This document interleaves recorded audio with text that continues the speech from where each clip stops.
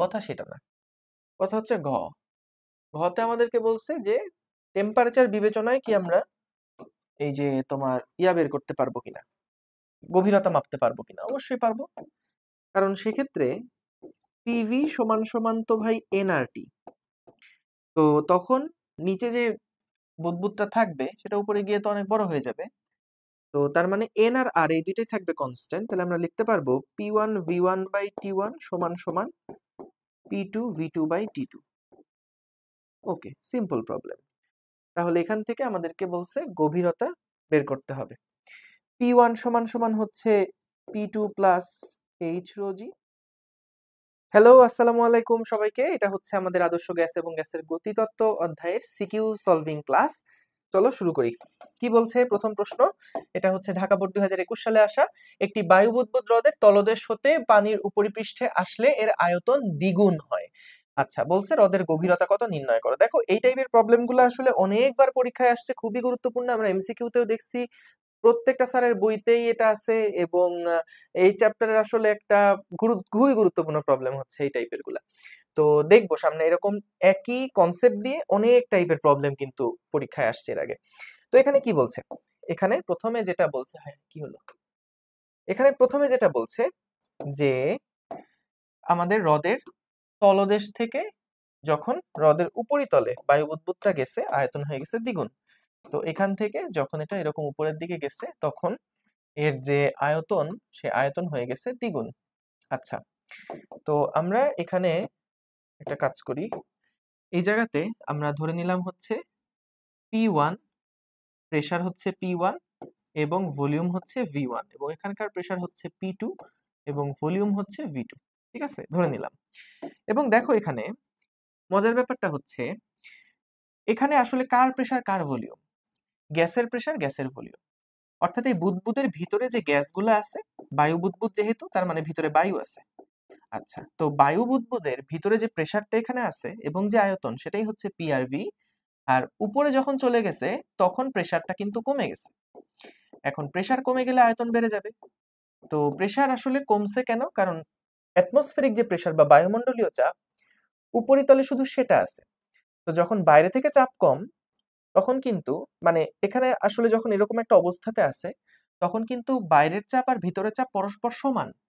কারণ তা না হলে কিন্তু হয় এটা প্রসারিত হতে থাকতো অথবা সংকুচিত হতে থাকতো। যেহেতু এটা এরকম একটা উচ্চতায় এসে স্টেবল হয়েছে, তার মানে কিন্তু বাইরের চাপ আর ভিতরের চাপ পরস্পর সমান। তো বাইরের চাপ হচ্ছে অ্যাটমসফেরিক প্রেসার বা বায়ুমণ্ডলীয় চাপ, তাহলে ভিতরেও যে বায়ুর চাপটুকু আছে সেটা হচ্ছে অ্যাটমসফেরিক চাপ বা বায়ুমণ্ডলীয় চাপ। এবং যত গভীরে যাচ্ছে তত ওই যে পানির যে লেয়ারটা আছে সেটাকে তো ক্যারি করা লাগে, ওয়েটটা। তাহলে mg/a প্রেসারটা বেড়ে যায়। এই কারণে নিচের স্তরে কিন্তু প্রেসারটা বেশি হয়। তাহলে নিচে এই জায়গাতে প্রেসার বেশি হওয়ার কারণে চারপাশ থেকে প্রেসার যেহেতু বেশি, এবং এখানেও কিন্তু ভিতরেও কিন্তু তাহলে প্রেসারটা বেশি হয়ে গেছে। তা না হলে কি হতো, যদি দুইটা চাপ সমান না হতো, অর্থাৎ বাইরের চাপ আর ভিতরের চাপ যদি সমান না হতো, তাহলে কিন্তু এটা ক্রমশ সংকুচিত হতেই থাকতো, একসময় নাই হয়ে যেত। অথবা তোমার হচ্ছে যদি ভিতরের প্রেসার বেশি থাকতো, তাহলে কিন্তু এটা প্রসারিত হতেই থাকতো। তার মানে কি? তার মানে হচ্ছে যে আসলে বাইরের চাপ আর ভিতরের চাপ দুইটা কিন্তু পরস্পর সমান। তা না হলে এটা স্টেবল অবস্থায় থাকতো না, এবং উপরেও সেটা স্টেবল অবস্থাতে থাকতো না। তো আমরা মূলত পি দিয়ে কিন্তু ভিতরের চাপ হিসাব করি, কিন্তু আসলে এই ভিতরের চাপ যেটা, সেটা তো বাইরের চাপেরই সমান। তো এই কারণে বাইরের চাপটা দিয়ে ভিতরের চাপটা আমরা রিপ্রেজেন্ট করি।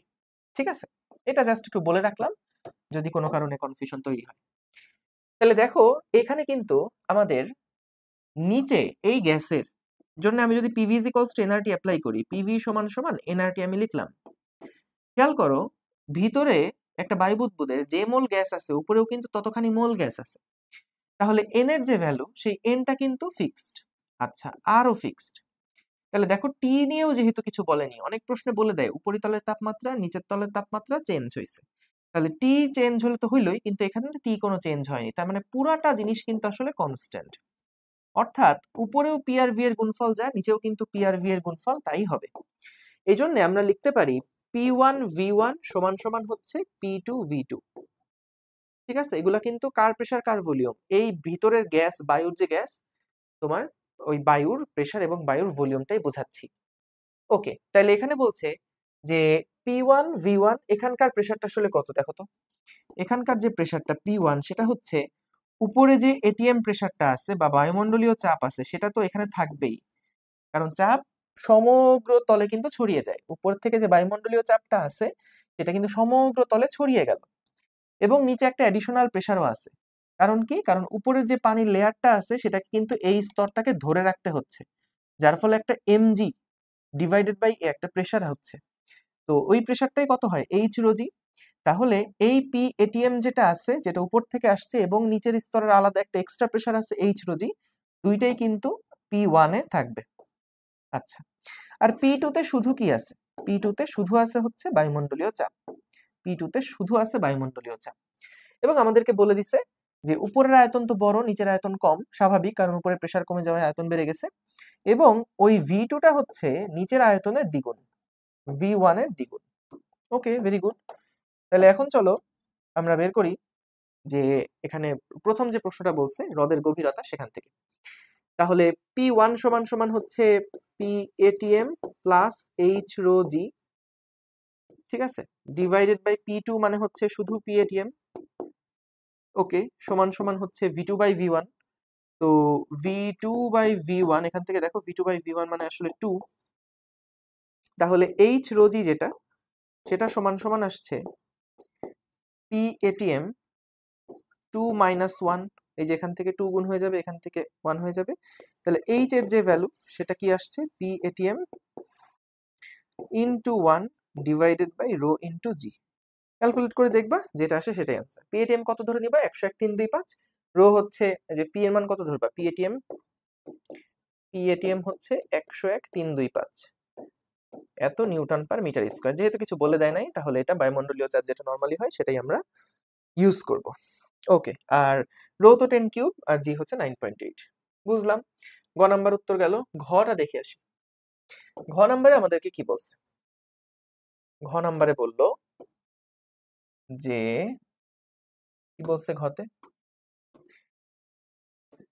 ওকে, ঘতে বলছে যে যদি হ্রদের গভীরতা 55 মিলিমিটার হয় তবে 2 সেন্টিমিটার ব্যাসার্ধের বায়ু বুদবুদ হ্রদের তলদেশ হতে পৃষ্ঠে আসলে ইহার আয়তনের কিরকম পরিবর্তন হবে বের করো। তাহলে দেখো, যেহেতু আমাদের এখানে ব্যাসার্ধ সহ বা বুদবুদের আয়তনটা, মানে বুদবুদের ব্যাসার্ধ যেহেতু বলে দিছে, তাই এক্সপেক্টেড হচ্ছে যে আমি V1 এর মানটা কত বের করব 4/3 পাই আর কিউব দিয়ে, এবং V2 এর মানটা কত বের করব 4/3 পাই আর কিউব দিয়ে, এবং তারপরে তাদের মধ্যে চেঞ্জটা কত সেটা দেখাবো। তার আগে দেখতে হবে আয়তন কত গুণ চেঞ্জ হয়। তো দেখো, 2 সেন্টিমিটার ব্যাসার্ধের বায়ু বুদবুদ হ্রদের তলদেশ হতে পৃষ্ঠে আসলে, তার মানে V1 এর যে ব্যাসার্ধটা, মানে এই নিচে থাকা অবস্থাতে তার যে ব্যাসার্ধটা সেটা ছিল 2 সেন্টিমিটার। তাহলে আগে V1 টা বের করি কত। V1 হবে হচ্ছে 4/3 পাই ইন্টু আর কিউব। আর মানে হচ্ছে 2 সেন্টিমিটারকে আমরা যদি মিটারে কনভার্ট করি তাহলে কি হবে? 0.02 0.02 কিউব। আচ্ছা, 4/3 পাই আর কিউব। এখন আমাকে দেখতে হবে V2 টা আসলে V1 এর কত গুণ হয়।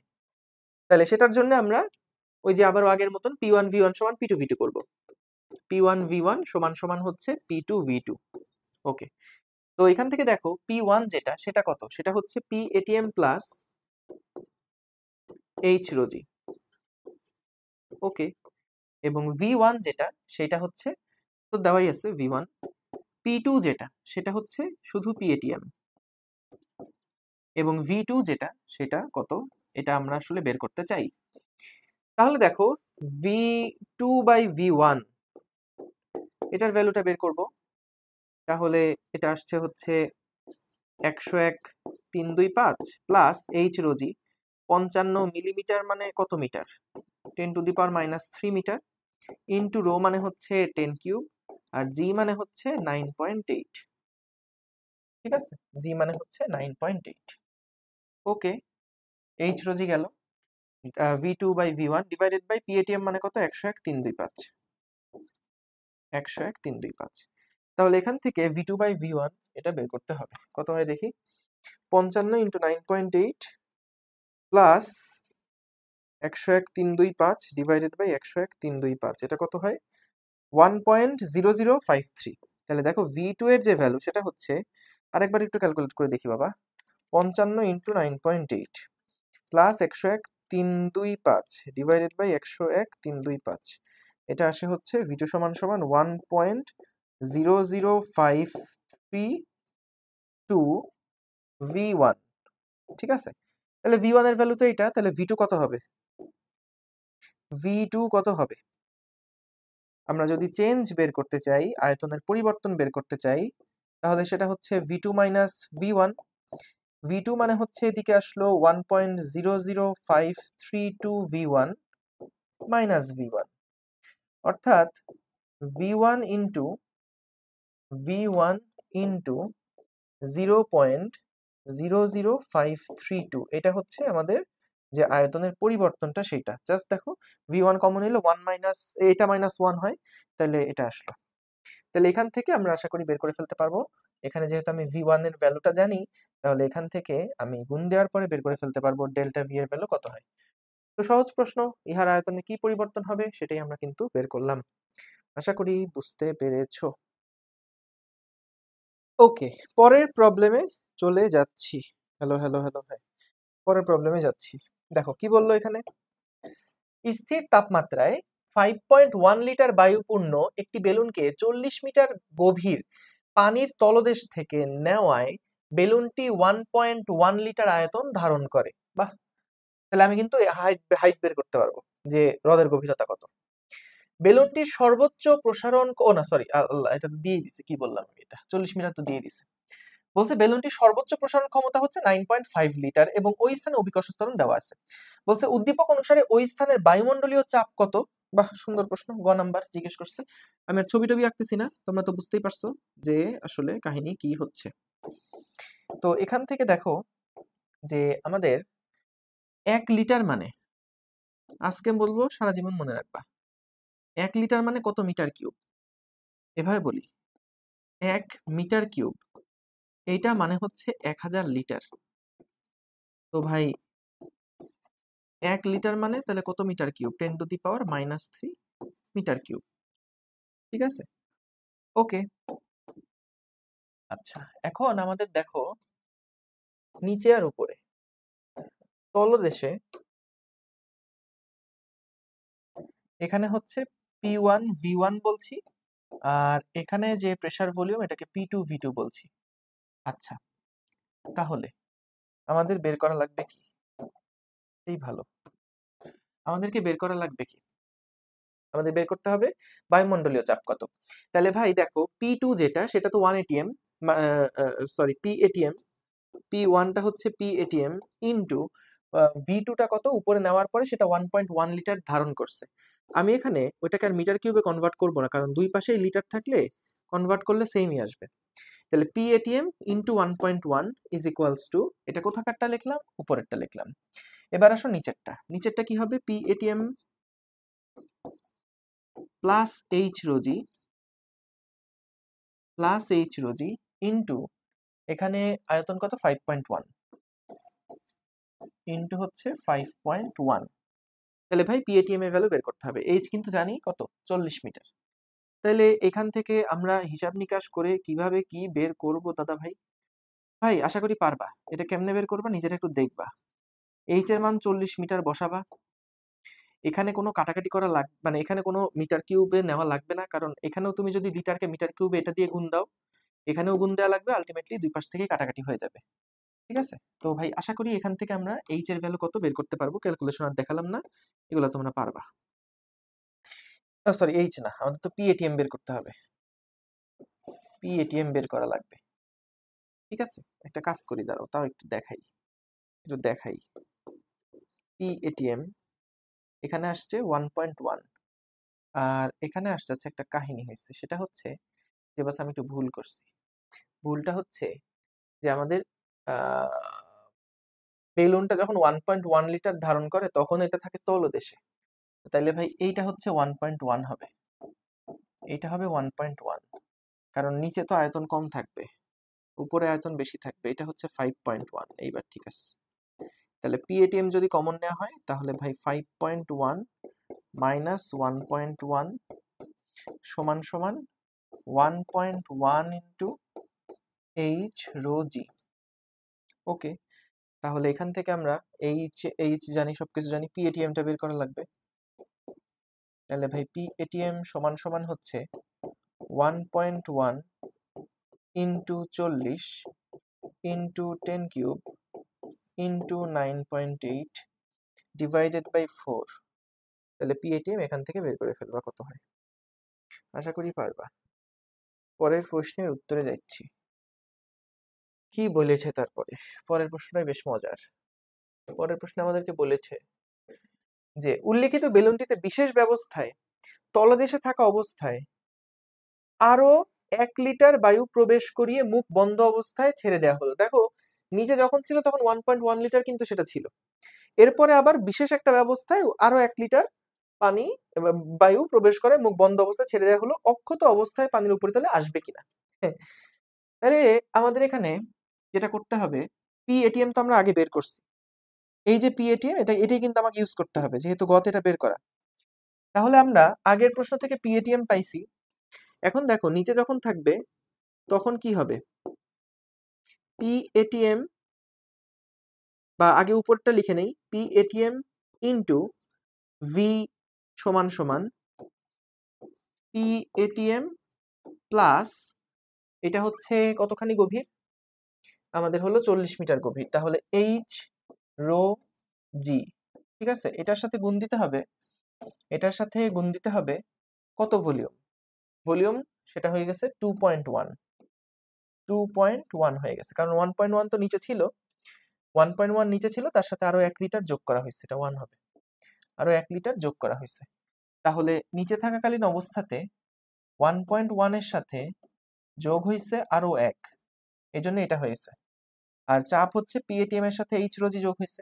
এখন আমাকে দেখতে হবে যে উপরে তো পিএটিএম ছিলই, তো এই উপরে ভলিউমটা আসলে কত হয়। যদি দেখি ভলিউম 9.5 এর থেকে বেশি, তাহলে তো ভাই বেলুনটা আর থাকবে না, অক্ষত থাকবে না, আর যদি কম হয় তাহলে অক্ষত অবস্থায় সেটা থাকবে। তাহলে ওইটাই আসলে আমাদেরকে বের করে দেখাতে হবে যে ভাইয়া ভি এর ভ্যালুটা আসলে কত হয়। তো এই ক্ষেত্রে আমরা কেমনে হিসাব করব, এখান থেকে আগে পিএটিএমটা বের করে নিয়ে আসি। পিএটিএমটা বের করে নিয়ে আসি 1.1 into 40 into 10 to the power 3 into 9.8 divided by 4, এটা আসে 107,800। বাহ, সুন্দর number, 107,800 newton per metre square,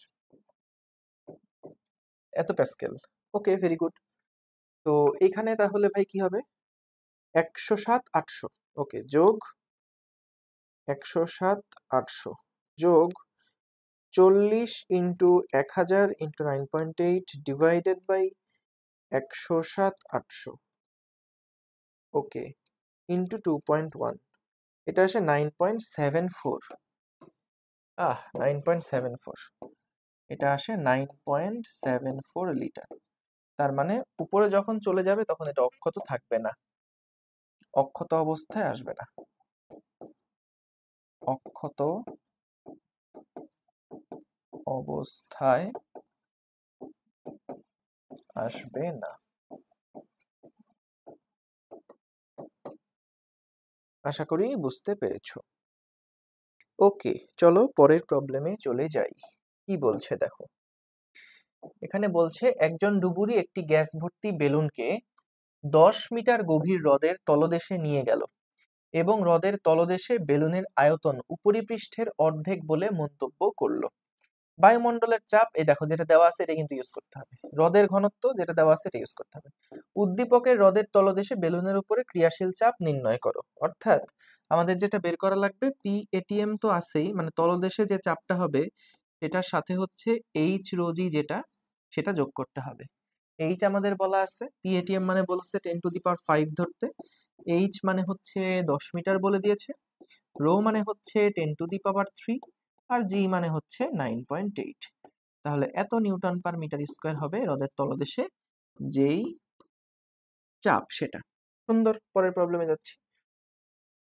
পরেরটাতে যেটা আমাদেরকে বললো যে, কি বললো, উদ্দীপকের ডুবুরির মন্তব্যের যথার্থতা গাণিতিকভাবে যাচাই করো।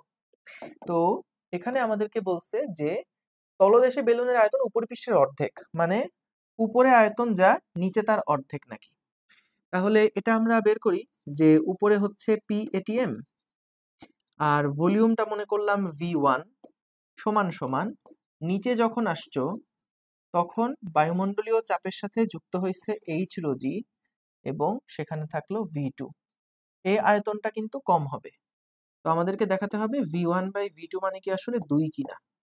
তাহলে V1/V2 সমান সমান হচ্ছে আমাদের, আচ্ছা V1 তো বড়, ঠিক আছে, তাহলে PATM plus H rho g divided by PATM।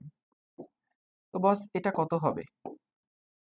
PATM মানে হচ্ছে বস 10⁵, H মানে হচ্ছে বস 10, রো মানে 10⁵, এবং G মানে কি 10 ধরতে বলেছে? না, 9.8 ধরতে বলেছে, আর এখানে 10⁵, প্রায় ডাবল, প্রায় ডাবল। এখন প্রায় ডাবল হইলে কি আর ডাবল হবে এটা কি বলতে পারবো? To the power 4 into 9.8 divided by 10⁵, এটা হচ্ছে 1.98।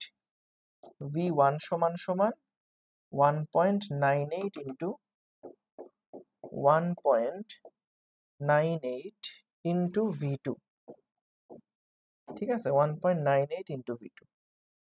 ওকে, ভেরি গুড। তার মানে এটা প্রায় দ্বিগুণ। এখানে কি প্রায় কথাটা সে বলছিল? তলদেশে নিয়ে গেলে এবার হ্রদের তলদেশে বেলুনের আয়তন অর্ধেক বলে মন্তব্য করলো। তো সেই ক্ষেত্রে আসলে অর্ধেক ঠিক বলা যাবে না, কারণ এখানে হচ্ছে আসলে তাহলে V2/V1, V1 এটা হচ্ছে 1/1.98 আর কি।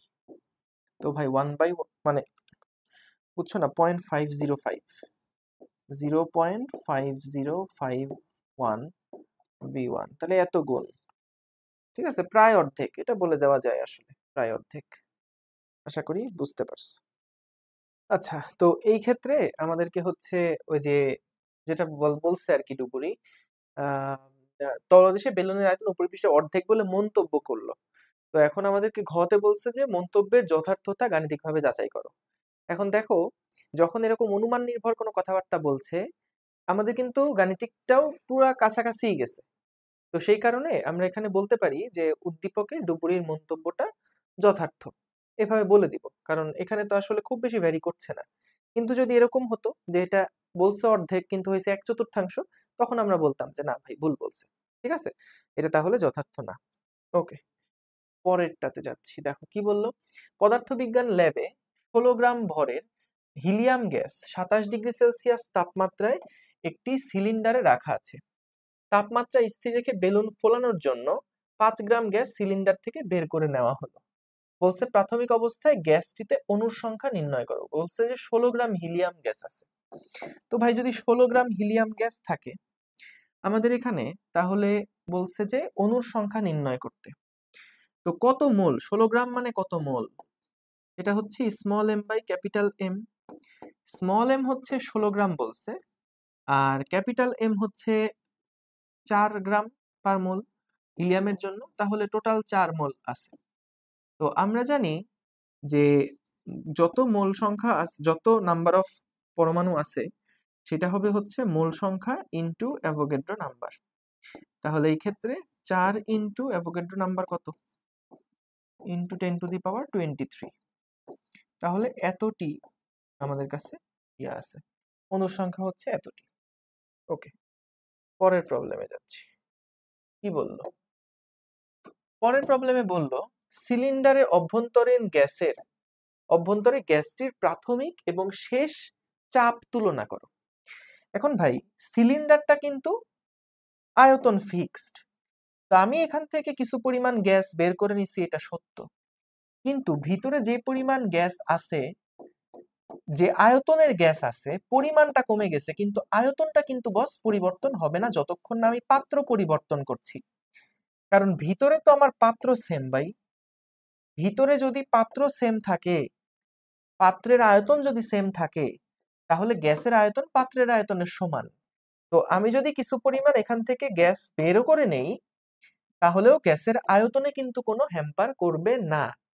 কারণ আমাদের যতটুকুই মোল থাকুক না কেন, 5 মোলও যদি রাখো, তাহলে সেটা যতখানি আয়তন দখল করবে এই সিলিন্ডারে, 1 মোল গ্যাস রাখলেও একই আয়তন দখল করবে, ঠিক আছে। তাহলে কারণ গ্যাস হচ্ছে পাত্রের আয়তনটা দখল করে। তাহলে এখান থেকে প্রাথমিক অবস্থায় গ্যাসটিতে অণুর সংখ্যা নির্ণয় করতে, বলছে সিলিন্ডারের অভ্যন্তরে গ্যাসটির প্রাথমিক এবং শেষ চাপ তুলনা করে। ওই যে 5 গ্রামকে আমরা বেলুন ফোলানোর জন্য বের করে নিয়ে গেছিলাম, তাহলে সিলিন্ডারের অভ্যন্তরে গ্যাসটার প্রাথমিক এবং শেষ চাপ কত সেটা কম্পেয়ার করতে হবে। তো ভাই দেখো, আবার তাপমাত্রাও কিন্তু স্থির, খেয়াল করো তাপমাত্রা নাকি স্থির। Very good. তো ভাই আমরা যদি পিভি সমান সমান এনআরটি লিখি, পিভি সমান সমান এনআরটি যদি লিখি, তাহলে ভাই দেখেন ভি যেটা এটা হচ্ছে কনস্ট্যান্ট, এটা চেঞ্জ হচ্ছে না। টেম্পারেচার যেটা এটাও হচ্ছে কনস্ট্যান্ট। আচ্ছা, এন এর মধ্যে কি আছে? Small M by capital M R T, তাই না? পিভি। তো এখান থেকে এম যেটা একই টাইপের যেহেতু গ্যাস, তাহলে সেটাও কনস্ট্যান্ট। কেন আমি এখানে এম নিলাম? কারণ আমাদের এম এর পরিবর্তন হয়েছে, ঠিক আছে? তাহলে দেখো আমাদেরকে যেটা বের করতে হবে প্রেসারের চেঞ্জটা কত। তাহলে একটু দেখি, যেগুলো কনস্ট্যান্ট আছে সেগুলোকে এক পাশে রাখি, যেগুলো ভ্যারিয়েবল আছে সেগুলোকে আরেক পাশে রাখি। পি হচ্ছে ভ্যারিয়েবল, এম হচ্ছে ভ্যারিয়েবল, বাকি সবাই কিন্তু কনস্ট্যান্ট। তাহলে পি বাই এম এটা হচ্ছে ভ্যারিয়েবল, আর এদিক থেকে R constant, T constant divided by M constant, VO constant. দেখো ভাই ভি কিন্তু কনস্ট্যান্ট ছিল, আবার এম যেটা সেটাও হচ্ছে একই টাইপের গ্যাস বলে এমও কনস্ট্যান্ট। তাহলে পি বাই এম, শুরুর পি বাই এম আর শেষের পি বাই এম দুইটা কিন্তু সেম হবে, কারণ আর টি বাই এম ভি যেটা সেটা কিন্তু কনস্ট্যান্ট। চারটা ভ্যালুই কনস্ট্যান্ট, আর টি এম ভি সবাই কনস্ট্যান্ট। তাহলে আমরা এখান থেকে যেটা লিখতে পারি যে গ্যাসটির প্রাথমিক এবং শেষ চাপের মধ্যে তুলনা করতে বলছে, তো তাহলে P2 বাই M2 সমান সমান P1 বাই M1। ওকে, তাহলে ভাই P2 যেটা সেটা P1 এর কত গুণ হবে? M2 by M1 into P1। P2 মানে শেষ চাপটা আর কি, হ্যাঁ। তাহলে এখান থেকে P2 যেটা সেটা হচ্ছে M2 কত? M1 ছিল 16 গ্রাম, শুরুতে ছিল 16 গ্রাম, এবং পরে যখন আমি 5 গ্রাম বের করে নিলাম তখন M2 কত হবে? ভিতরে আর কত গ্রাম থাকবে? তাহলে ভিতরে আর কত গ্রাম থাকবে? 16 মাইনাস 5, 11 গ্রাম থাকবে। তাহলে M2 যেটা সেটা হচ্ছে 11 গ্রাম, আর M1 যেটা সেটা হচ্ছে 16 gram into P1 into P1। ওকে, তো তাহলে চাপের যে তুলনা করতে বলছে খালি, তাহলে P2 এটা এই তুলনা হয়ে গেছে, যে আদি চাপের 11/16 গুণ হবে, ঠিক আছে? সিলিন্ডারের ভিতরে চাপ আদি চাপের এত গুণ হবে। আচ্ছা, যদি বলে যে শতকরা পরিবর্তন বের করো, তাহলে কি করব? শতকরা পরিবর্তন যদি জানতে চাইতো তাহলে আমরা দেখাই দিতাম এভাবে, যে P2 বাই P1 ছিল তো সমান সমান 11/16 ছিল, P2 বাই P1 সমান সমান ছিল 11/16। তো আমরা এখান থেকে আগে বিয়োজন করব, তাহলে কত হয়? 11/16 ডিভাইডেড বাই 16, অর্থাৎ -5/16 ইন্টু 100% ইন্টু 100%। ঠিক আছে, তার মানে শতকরা কমবে তোমার হচ্ছে 500/16 মানে কত? 31.2%, 25%। ঠিক আছে, এত পার্সেন্ট চাপ কমে যাবে। আর তুলনা করতে বললে পি ফাইনাল হচ্ছে আদি চাপের এত গুণ, এটা বললেই হবে। ওকে, পরের প্রবলেমে যাচ্ছি। কি বললো? একজন ছাত্র পরীক্ষাগারে স্থির চাপে প্রমাণ তাপমাত্রার কিছু পরিমাণ অক্সিজেন গ্যাসের তাপমাত্রা বৃদ্ধি করায় আয়তন দ্বিগুণ হলো। তার মানে ভাই ভি ফাইনাল যেটা সেইটা হচ্ছে দ্বিগুণ অফ ভি ইনিশিয়াল। প্রমাণ তাপমাত্রা মানে হচ্ছে 273 কেলভিন। আচ্ছা, তো বললো এতে তার বন্ধু মন্তব্য করলো পরীক্ষাধীন গ্যাসের অণুগুলোর গড় বর্গবেগও দ্বিগুণ হবে। খেয়াল করো, এটা কিন্তু আরএমএস না, আরএমএস হচ্ছে বর্গমূল গড় বর্গবেগ, আর যেটা শুধু গড় বর্গবেগ সেটা কিন্তু সিআরএমএস স্কয়ার। সিআরএমএস স্কয়ার, কারণ দেখো সিআরএমএসটা কি ছিল? সিআরএমএস সমান সমান ছিল প্রতিটা বেগের স্কয়ার, তারপরে গড়, তারপরে হচ্ছে রুট। ঠিক আছে? আর আমরা যখন গড় বর্গবেগ করছি, তার মানে বেগগুলোর আগে বর্গ করব, তাদের গড় করব। তাহলে বেগগুলার বর্গ করলাম, তারপর তাদের গড় করলাম, অর্থাৎ এই ভিতরের পার্টটুকুর কথা বলছে। তাহলে আমরা যদি সিআরএমএস কি স্কয়ার করি, তাহলে কিন্তু ওই জিনিসটা পেয়ে যাব, v1 square plus v2 square plus v3 square divided by 3। এইটাই হচ্ছে আমাদের গড় বর্গবেগ, যে বেগগুলাকে আগে বর্গ করছি, তারপরে নিয়ে গড় করছি। ঠিক আছে? বেগগুলা বর্গ করছি, তারপর নিয়ে গড় করছি। ওকে, এখন কথা সেটা না ভাই, কথা হচ্ছে যে আমাদেরকে প্রথমে বললো চূড়ান্ত তাপমাত্রা নির্ণয় করতে। তো চাপটা যেহেতু স্থির, তাই আমরা কি লিখতে পারি? চাপ স্থির বলে v1 ডিভাইডেড বাই t1 সমান সমান v2 ডিভাইডেড বাই t2 লেখা যাবে। কারণ কি? কারণ আমাদের এখানে প্রেসার যেটা বা চাপ যেটা, সেই চাপটা কিন্তু স্থির আছে। তাহলে v1 বাই t1 সমান v2 বাই t2। চূড়ান্ত তাপমাত্রা মানে t2 বের করতে বলছে। t2 সমান সমান হচ্ছে v2 by v1 into t1। আচ্ছা, তো v2 বাই v1 মানে আবার কত? v2 by v final by v initial মানে হচ্ছে 2। এই দেখো ভাই, এটা v2 বা এটাই হচ্ছে আমাদের v2। আহারে কি করলাম, এটা হচ্ছে আমাদের v2 সমান সমান হচ্ছে 2 ইন্টু v1। ঠিক আছে? তাহলে এখান থেকে আমরা পাবো 2 ইন্টু টি ইনিশিয়াল মানে হচ্ছে 273। তাহলে কত হবে? 273 গুণ 2 546। এটা হচ্ছে চূড়ান্ত যেই তাপমাত্রা সেটা, এটা হচ্ছে চূড়ান্ত তাপমাত্রা। ওকে, জোস। পরেরটা, গাণিতিক বিশ্লেষণের মাধ্যমে বলছে যে তার বন্ধুর মন্তব্যের যথার্থতা যাচাই করো। বন্ধু কি বলছিল?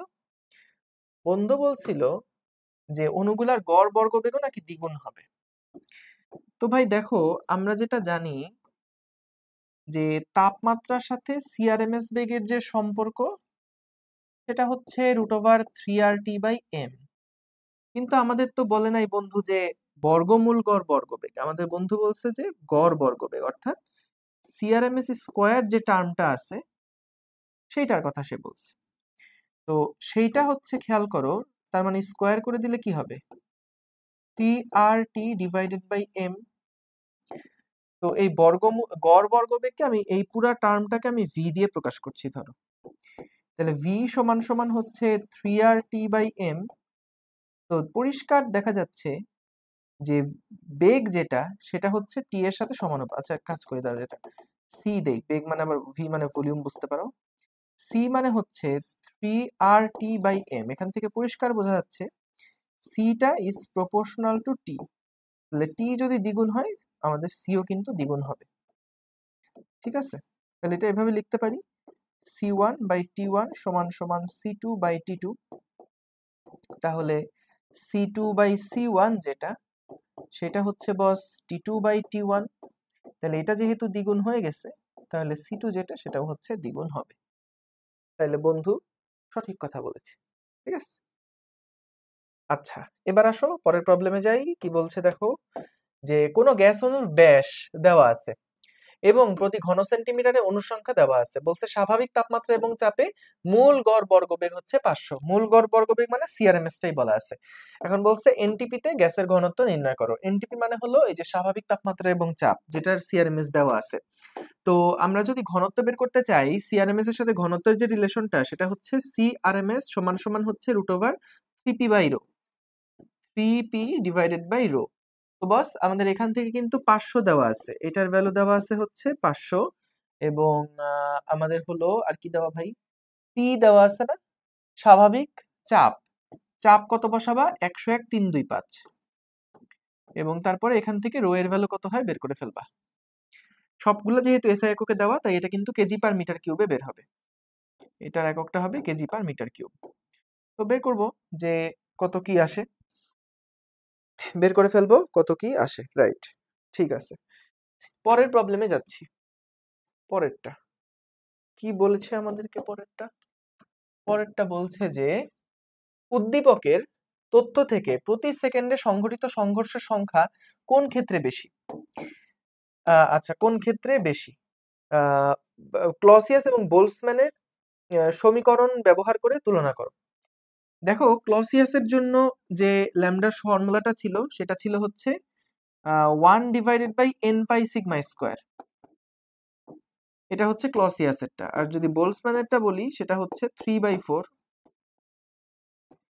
1/n π σ²। আর যদি হচ্ছে ম্যাক্সওয়েলেরটা বলি সেটা হচ্ছে 1/√2 n π σ²। তো আমাদের এখানে মূল আসলে যে প্রশ্নটা সেটা হচ্ছে যে প্রতি সেকেন্ডে সংঘর্ষের সংখ্যা। তো খেয়াল করো, এটা কিন্তু আমরা থিওরি ক্লাসে দেখে আসছি। প্রতি সেকেন্ডে সংঘর্ষ সংখ্যা যেটা, দেখো সিআরএমএস মানে কি, এটা একটা বেগ ধরলাম, এটা হচ্ছে 10 মিটার পার সেকেন্ড সাপোজ। তার মানে 1 সেকেন্ডে ওই কণাটা 10 মিটার দূরত্ব যায় 1 সেকেন্ডে। আর ল্যামডা মানে কি, গড় মুক্ত পথ, অর্থাৎ গড়ে কত দূরত্ব পরপর সে ধাক্কা খায়। তাহলে যদি এটা হয় 2, তার মানে 1 সেকেন্ডে কণাটা যাবে 10 মিটার, কিন্তু 2 মিটার পরপর সে ধাক্কা খাবে। তাইলে আসলে টোটাল 1 সেকেন্ডে 10 মিটার পথ যেহেতু যাবে, টোটাল সে 1 সেকেন্ডে ধাক্কা খাবে কয়টা, 10/2, 5টা। ঠিক আছে, মানে আমরা এভাবে করলাম যে 1 সেকেন্ডে না, আমাদের হচ্ছে 10 মিটার দূরত্ব যাচ্ছে 1 সেকেন্ডে, 10 মিটার দূরত্ব যাচ্ছে কিন্তু 1 সেকেন্ডে। ঠিক আছে, তো আমাদের এখানে ওইটাই আর কি, যে এখান থেকে এই পর্যন্ত যে দূরত্ব সেটা যায় সে 1 সেকেন্ডে, 1 সেকেন্ডে গেল 10 মিটার। এখন গড়ে 2 মিটার পর পর সে ধাক্কা খায়, তাহলে কয়টা ধাক্কা সে খাবে, 10/2। ঠিক আছে, 10/2। এটা কিন্তু প্রমাণ সহ দেখাইছিলাম ভাই। তাহলে প্রতি সেকেন্ডে ধাক্কা সংখ্যা হচ্ছে সিআরএমএস ডিভাইডেড বাই ল্যামডা। আশা করি বুঝতে পারছো।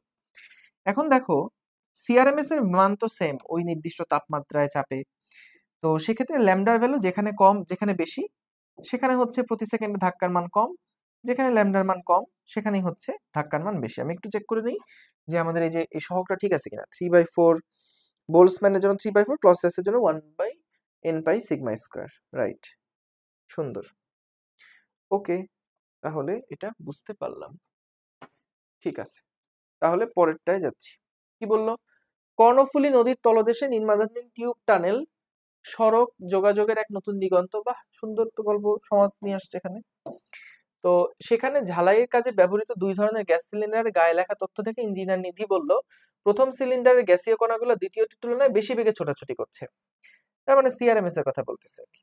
প্রত্যেক সিলিন্ডারের আয়তন দেওয়া আছে এবং তাপমাত্রা দেওয়া আছে। বাহ, বলছে প্রথম সিলিন্ডারের গ্যাসের চাপ নির্ণয় করো। কি কি দেওয়া আছে আগে দেখি। 10 কেজি নাকি আর্গন গ্যাস আছে এবং যার আণবিক ভর হচ্ছে 40 গ্রাম পার মোল। তাইলে ভাই আমরা কত মোলের এখানে আর্গন গ্যাস আছে আগে বের করি, small M by capital M. তো 10 কেজি মানে কত গ্রাম, 10 কেজি মানে হচ্ছে 10,000 গ্রাম ডিভাইডেড বাই 40 গ্রাম পার মোল। এটা হিসাব করলে কত মোল আছে আসলে, 10⁻⁴ ডিভাইডেড বাই 40, এটা হচ্ছে 250 মোল। 250 মোল আছে টোটাল। আচ্ছা, এখন ভাই দেখো আমাদের এখানে প্রেসার দেওয়া আছে না, প্রত্যেকটা সিলিন্ডারে আয়তন দেওয়া আছে, তাপমাত্রা দেওয়া আছে, সরি প্রেসারই তো বাইর করতে বলছে। তাহলে এখান থেকে যেহেতু দেখো আমাদেরকে প্রেসার বের করতে হবে, এন জানি আর জানি, টি জানি, ভিও জানি। তাহলে এন এর মান বের করে ফেললাম 250, আর হচ্ছে 8.314, তারপর টেম্পারেচার কত? টেম্পারেচার হচ্ছে 27°C যেহেতু, তাহলে 273 প্লাস 27, এটার মানে হচ্ছে 300 কেলভিন। তাহলে 300 এখানে লিখলাম, ডিভাইডেড বাই ভলিউম কত? 10 ইন্টু 10⁻³ তাহলে এখান থেকে আমরা চাপের মান কত সেটা পেয়ে যাব। এখান থেকে আসছে বিশাল চাপ, হিসাব নিকাশ করে দেখবা কত কি হয়। গেল। পরেরটা বলছে নিধির মন্তব্য কি সঠিক ছিল কিনা। বাবা নিধি, তুমি কি মন্তব্য করেছিলে? তো কেন মন্তব্য করতে যাও এরকম? যেটা জানো না সেটা নিয়ে কথা বলো কেন? কি বলেছে দেখি তাও। বলেছে নিধির বলল প্রথম সিলিন্ডার, ও ইঞ্জিনিয়ার, আচ্ছা আচ্ছা, ঠিক আছে, তাহলে ঠিক আছে। প্রথম সিলিন্ডারে গ্যাসীয় কণাগুলো দ্বিতীয়টার তুলনায় বেশি বেগে ছোটাছুটি করছে। তাহলে ভাই এখান থেকে √3RT/m হবে। মানে কথা হচ্ছে দুইটাতেই তো, ও আচ্ছা, এটাতে আর্গন গ্যাস। আচ্ছা আচ্ছা, ঠিক আছে। তো ভাই CRMS যেটা, সেটা তো ভাই টেম্পারেচারের উপর নির্ভরশীল। √3RT/m। ও, ওখানে তো আবার ভর আছে, ঠিক আছে। তাইলে ভাই এখান থেকে মনে করলাম সি হচ্ছে আর্গন, ডিভাইডেড বাই সি হচ্ছে helium, √m of helium divided by m of argon. কারণ দেখো দুইটাই কিন্তু একই টেম্পারেচারে আছে, ঠিক আছে। প্রত্যেক সিলিন্ডারের আয়তন সেম এবং তাপমাত্রা সেম। তাহলে এই দুইটা থেকে আমাদেরকে আসলে বস ঝামেলা টামেলা বের করতে হবে যে কাহিনী কি হয়। সমান সমান এটা আসলো। ওকে, তাহলে ভাই দেখো C argon by C helium, তো এখান থেকে M helium by M argon, এটা কি হচ্ছে কাহিনী আসলে? M helium by M argon. হিলিয়ামটা কত বস? হিলিয়ামের এম হচ্ছে 4 কেজি থাকে না ভাই? 4, রাইট। আর আর্গনের কত জানি বস? আর্গনের হচ্ছে 40। আই সালা 40, এখানে আর কিউব দিয়ে মানে কেজি বানানোর দরকার নেই, কাটাকাটি হয়ে যাবে। তাইলে ভাই এখান থেকে আমাদের বলছে যে কাদের বেশি ছিল? দ্বিতীয়টার প্রথম সিলিন্ডারে গ্যাসীয় কণাগুলো দ্বিতীয়টার তুলনায় বেশি বেগে ছোটাছুটি করছে। তাহলে তাই দেখো, এইটা বেশি হবে কখন? যখন এটা কম হবে। তাহলে হিলিয়ামটা তো বেশি দ্রুত মুভ করার কথা, হিলিয়ামটা মানে দ্বিতীয়টা বেশি মুভ করার কথা। প্রথম সিলিন্ডারে গ্যাসীয় কণাগুলো দ্বিতীয়টার বেশি বেগে ছোটাছুটি করছে, না না না, এত ভুল বলছে। নিধি বলল প্রথম সিলিন্ডারের গ্যাসীয় কণাগুলো দ্বিতীয়টির তুলনায় বেশি বেগে ছোটাছুটি করছে। না তো ভাই, এখানে তো আমাদের যার এম, এটার কি এম বেশি না? যার এম বেশি তার তো সিআরএমএস কম, আর যার এম কম তার সিআরএমএস বেশি। তাহলে এই হিলিয়ামের তো এম কম, আণবিক ভর কম, এটা হচ্ছে 4 কেজি/মোল, তাই না? তাইলে এটা হচ্ছে নিধির মন্তব্যটা সঠিক না, উত্তর হচ্ছে সঠিক নয়। ঠিক আছে, আশা করি বুঝতে পারছো। ওকে, পরের প্রবলেমে যাচ্ছি। কি বললো দেখো, বলছে 168 গ্রাম নাইট্রোজেন গ্যাস ভর্তি একটি বেলুনকে সমুদ্রের তলদেশে নিয়ে যাওয়ায় আয়তন অর্ধেক হয়ে গেল। খুব সুন্দর। ওকে, তার মানে আমরা চলো এঁকে ফেলি। এখানে বলেছে এটা মনে করলাম P1 V1, এবং এখানে যে তাপমাত্রার একটা ভেজাল দেখা যাচ্ছে, তাহলে T1 P2 V2 T2। তো বললো যে গ্যাস ভর্তি একটি বেলুনকে সমুদ্রের তলদেশে নিয়ে যাওয়ায় আয়তন হয়ে গেল অর্ধেক। তার মানে V2 যেটা, এটা হচ্ছে V1 এর ডাবল, 2 ইন্টু V1, এটা আমরা দেখলাম।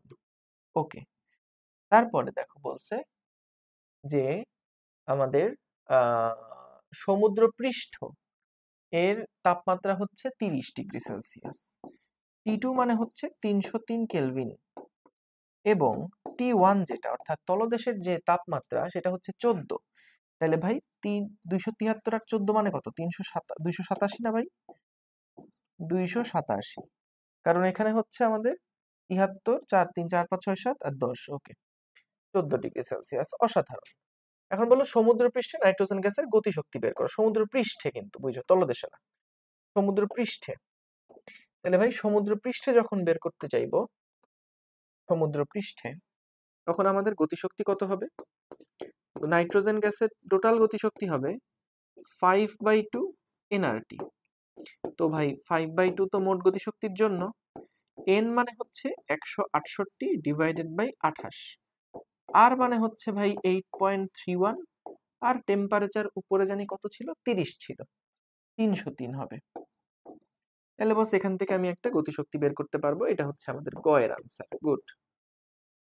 এখন কথা সেটা না, কথা হচ্ছে ঘতে আমাদেরকে বলছে যে টেম্পারেচার বিবেচনায় কি আমরা এই যে তোমার বের করতে পারবো কিনা, গভীরতা মাপতে পারবো কিনা। অবশ্যই পারবো, কারণ সেক্ষেত্রে পিভি সমান সমান তো ভাই এনআরটি। তো তখন নিচে যে বুদবুদটা থাকবে সেটা উপরে গিয়ে তো অনেক বড় হয়ে যাবে। তো তার মানে এন আর আর এই দুইটাই থাকবে কনস্ট্যান্ট। তাহলে আমরা লিখতে পারবো P1V1/T1 সমান সমান P2V2/T2। ওকে, সিম্পল প্রবলেম। তাহলে এখান থেকে আমাদেরকে বলছে গভীরতা বের করতে হবে। P1 সমান সমান হচ্ছে P2 প্লাস H রো জি, আর V2/V1 তো আমরা জানি যে অর্ধেক হয়ে গেছে নাকি, তাহলে V2 সমান সমান 2 ইন্টু V1 যেহেতু, তাহলে ওই পাশে হবে 2, আর নিচে T1 মানে হচ্ছে 287 সমান সমান T2 মানে হচ্ছে 303, P2 তো P2 থাকলো, আর V2 যেটা সেটা মানে 2 ইন্টু V1, তো তাহলে V1 কাটাকাটি হয়ে শুধু 2 থাকবে। তাহলে বস এখান থেকে আমরা আসলে H এর ভ্যালু কত বের করে ফেলতে পারবো। আমরা PATM P2 টাকে বায়ুমণ্ডলীয় চাপ ধরে নেই, PATM ধরে নেই, ঠিক আছে? তাহলে কিন্তু হয়ে গেল। এই যে এখানে ভুল করা যাবে না, এটা 8.314 দিতে হবে, ঠিক আছে? পানির ঘনত্ব এই যে 1000 দিলে হবে না, এর 1025 যেটা দেওয়া আছে সেটা দিতে হবে, ঠিক আছে? যে এখানে 1025 দিতে হবে, এগুলো যেন ভুল না যায়। দেখবা ডেটা কি দেওয়া আছে সে অনুযায়ী কাজ করতে হবে। ওকে,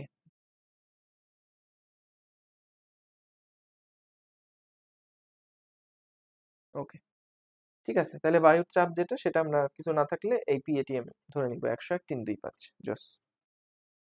ওকে, এইটা আবার চলে আসলাম আর একটা ফাটাফাটি প্রবলেমে। কি বলছে দেখো, একজন ডুবুরি অক্সিজেন সিলিন্ডার ছাড়া 6 মিটার গভীর পর্যন্ত পানির নিচে অনুসন্ধান চালাতে পারে। তো তার মানে হচ্ছে যে ভাই এটা যদি পানির সেই তলদেশ হয় আর এটা যদি সেই উপরিতল হয়, তাহলে সর্বোচ্চ সে নিচে 6 মিটার পর্যন্ত যেতে পারে। সর্বোচ্চ সে নিচে হলো 6 মিটার পর্যন্ত যেতে পারে। এখন বলছে পানির উপরিতলে এই স্থানে 10⁵ চাপে গ্যাসপূর্ণ একটা বেলুনের আয়তন দেওয়া আছে। তো এটাকে যদি P1 বলি এবং V1 বলি, তাহলে ওখানকার যে প্রেসার সেটা বলা আছে ভাইয়া 10⁵ প্যাসকেল, এবং যে ভলিউম সেই ভলিউমটা ভাইয়া বলা আছে কত,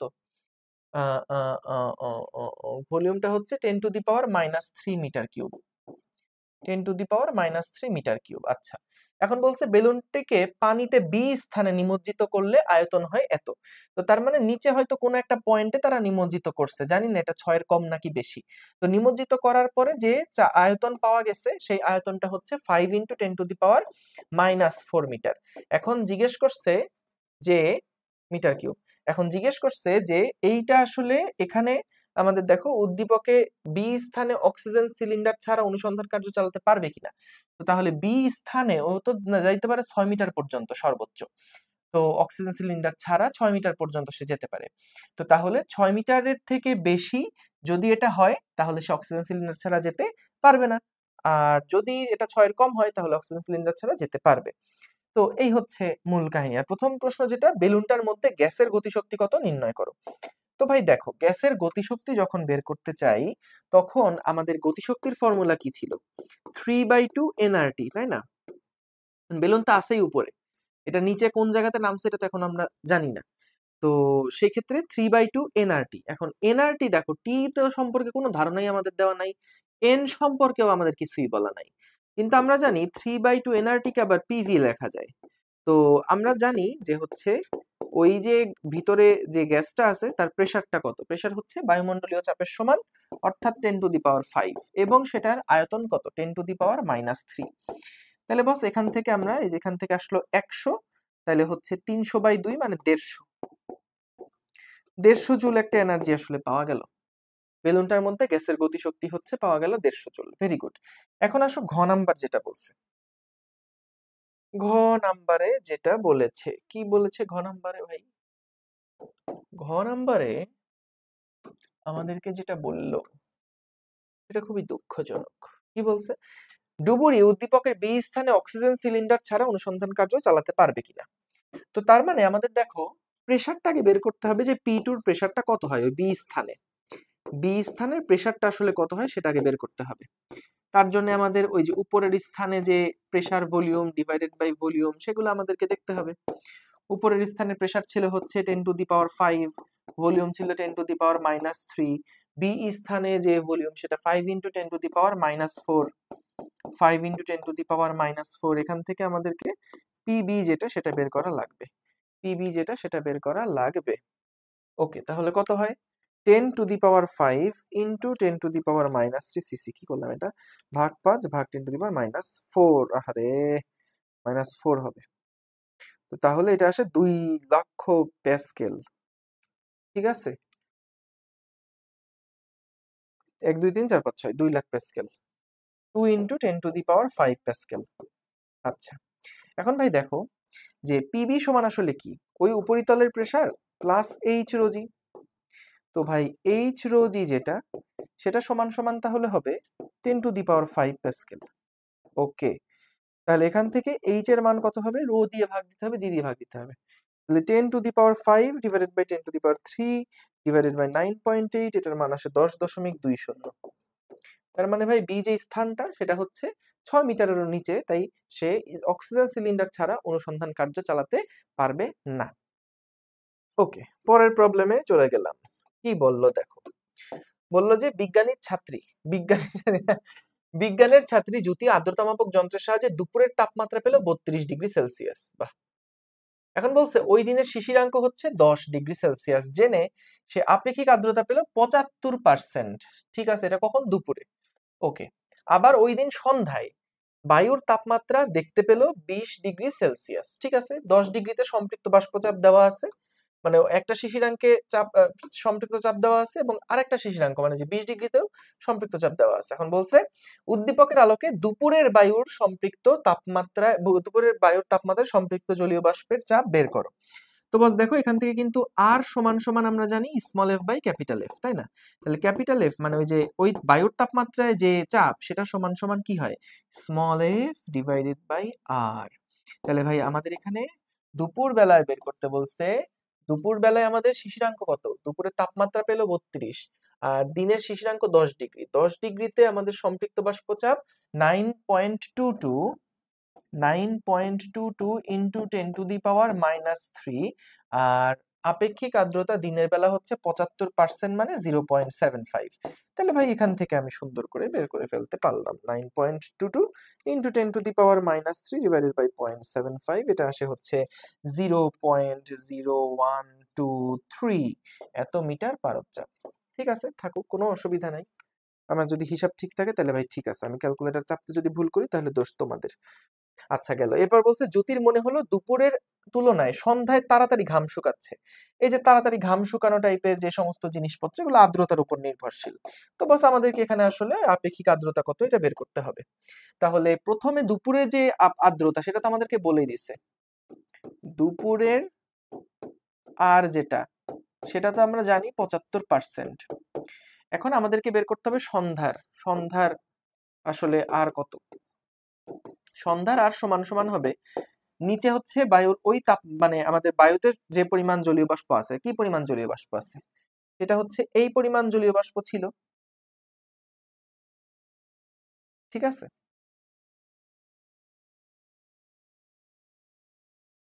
সরি এটা হচ্ছে আমরা সরি বাবা, উদ্দীপকের আলোকে দুপুরের বায়ুর তাপমাত্রায় সম্পৃক্ত জলীয় বাষ্পের চাপ এটাই আমরা বের করলাম যে দুপুরের বায়ুর তাপমাত্রায় সম্পৃক্ত জলীয় বাষ্প চাপ কত। যেমন আর সমান কি হয়, উপরে হয় শিশিরাঙ্কে সম্পৃক্ত চাপ আর নিচে হয় হচ্ছে বায়ুর তাপমাত্রায় সম্পৃক্ত বাষ্পচাপ। তাহলে এখানে হচ্ছে বায়ুর তাপমাত্রায় সম্পৃক্ত বাষ্পচাপ কত সেটাই হচ্ছে আমরা কিন্তু বের করলাম। ওকে, এখন বলছে যে দুপুরের তুলনায় সন্ধ্যায় তাড়াতাড়ি ঘাম শুকাচ্ছে, তাহলে আমাদেরকে তো আগে ওই যে ইয়াটা বের করতে হবে। কি বের করতে হবে? আমাদেরকে বের করতে হবে যে হচ্ছে সন্ধ্যায় আসলে আপেক্ষিক আর্দ্রতাটা কত। তাহলে উপরে আমরা কি লিখি, আছে কত, এবং নিচে আমরা লিখি ম্যাক্সিমাম থাকতে পারে কত। তো দেখো আমাদের সন্ধ্যায় বায়ুর তাপমাত্রা কত ছিল, 20°C ছিল। তাহলে 20°C ছিল সন্ধ্যায় বায়ুর তাপমাত্রা। সেই 20°C অর্থাৎ ওই তাপমাত্রায় সম্পৃক্ত যে বাষ্পচাপ সেটা হচ্ছে দেওয়া আছে। তার মানে নিচে বসবে হচ্ছে 20°তে সম্পৃক্ত বাষ্পচাপ 17.54 ইন্টু 10⁻³ কেন এটা বসালাম, কারণ উপরে বসে কতটুকু আছে, নিচে বসে ম্যাক্সিমাম কতটুকু থাকতে পারে। তাহলে ম্যাক্সিমাম থাকতে পারে হচ্ছে, যেহেতু তাপমাত্রা 20°, তাহলে 20°তে ম্যাক্সিমাম থাকতে পারে এত, আর উপরে আমাকে লিখতে হবে আছে কতটুকু। খেয়াল করো আমরা অলরেডি কিন্তু দিনের বেলা থেকে দেখছি যে আছে কতটুকু, উপরে কি লিখি আছে, আর নিচে লিখি ম্যাক্সিমাম কত থাকতে পারে। তো আছে কতটুকু সেটার পরিমাণটা কিন্তু আমরা অলরেডি জানি যে আছে কতটুকু ওই পরিবেশের মধ্যে, ঠিক আছে। তাহলে আছে হচ্ছে 9.22 ইন্টু 10⁻²। তাহলে ভাই এখান থেকে আসবে 9.22/17.54, এইটার আর এর যে ভ্যালু আসে সেটা আসে হচ্ছে 52.6%। তাহলে ভাই দেখো একটাতে আমাদের আপেক্ষিক আর্দ্রতা বলতেছে 75%, যেটা হলো দুপুরে, আর সন্ধ্যায় হচ্ছে এত। তাহলে যখন আপেক্ষিক আর্দ্রতা কম, অর্থাৎ বাতাসে জলীয় বাষ্প কম, তখন কিন্তু ঘাম তাড়াতাড়ি শুকায় যাবে, কারণ এখান থেকে তাড়াতাড়ি হচ্ছে আমাদের যেই তোমার জলীয় বাষ্প সেটা বেশি বেশি মানে দ্রুত হতে পারবে। কিন্তু যদি বাতাসে অলরেডি অনেক জলীয় বাষ্প থাকে তখন কিন্তু ঘাম সহজে শুকাবে না, কারণ আমাদের ঘামের যে পানিটা সেখান থেকে কিন্তু জলীয় বাষ্প তাড়াতাড়ি হবে না, ঠিক আছে। কিন্তু বাতাসে যদি জলীয় বাষ্পের পরিমাণ কম থাকে তাহলে কিন্তু ঘামের পানিটা তাড়াতাড়ি শুকায় যাবে, কারণ ওখানে তখন জলীয় বাষ্প কম। ওকে, তাহলে এখানে বলছিল কি দুপুরের তুলনায় সন্ধ্যায় তাড়াতাড়ি ঘাম শুকাচ্ছে, তার মনে হওয়াটা সঠিক। আচ্ছা, এখন তোমাদের কেন মনে হয় সঠিক, কারণ সন্ধ্যায় দেখলাম 52 আর সকালে ছিল হচ্ছে বা দুপুরে ছিল 75%। এখন দেখো তোমাদের যেটা আমি আরেকবার এখানে ক্লিয়ার করি, সেটা হচ্ছে আর সমান সমান সবসময় আমরা কি লিখি, আছে কতটুকু ডিভাইডেড বাই ম্যাক্সিমাম কতটুকু থাকতে পারে। এখন ঘরের মধ্যে জলীয় বাষ্প যে পরিমাণে আছে সেটাই কিন্তু সাস্টেইন করবে, সেটা কিন্তু থেকে যাবে। তো তাহলে যতটুকু আসলে আছে সেটা আমরা কিভাবে বের করলাম, দিনের শিশিরাঙ্ক থেকে বের করলাম। তাহলে শিশিরাঙ্কে সম্পৃক্ত বাষ্পচাপ যা হবে সেই পরিমাণ জলীয় বাষ্পই কিন্তু এখন রুমের মধ্যে আছে। আর রুমের তাপমাত্রা এখন যত, সেখানে ম্যাক্সিমাম যতটুকু থাকতে পারে সেটাকে আমরা নিচে লিখে মানে সেটা আগে আমরা বের করে নিলাম। তো তাহলে রুমের মধ্যে আছে কতটুকু সেটা কিন্তু এত। এখন এটা বলতে পারো ভাই চাপ আছে, আপনি আছে বলতেছেন কিভাবে, কারণ হচ্ছে চাপকে আমরা ভরের মতন করে চিন্তা করতে পারি এই সমস্ত ম্যাথগুলোর ক্ষেত্রে, কারণ অনুপাত নিয়ে কাজ হচ্ছে। তাহলে এইটা মানে হলো এখন রুমের মধ্যে আছে কতটুকু জলীয় বাষ্প, আর এখানে গেল আছে কতটুকু ডিভাইডেড বাই এটা হচ্ছে ম্যাক্সিমাম সন্ধ্যায় কতটুকু থাকতে পারে। সন্ধ্যায় তাপমাত্রা ছিল 20, তাহলে 20-এর ম্যাক্সিমাম থাকতে পারে এত, তাই সেটাই হচ্ছে আমরা এখানে লিখলাম। তাহলে জ্যোতির মনে হওয়াটা ঠিক আছে, এবং আমরা বাষ্পচাপ যেটা সেটাও কিন্তু বের করলাম। তাহলে ভাই এটা হচ্ছে গ, আর এটা হচ্ছে ঘ। তাহলে জ্যোতি সঠিক।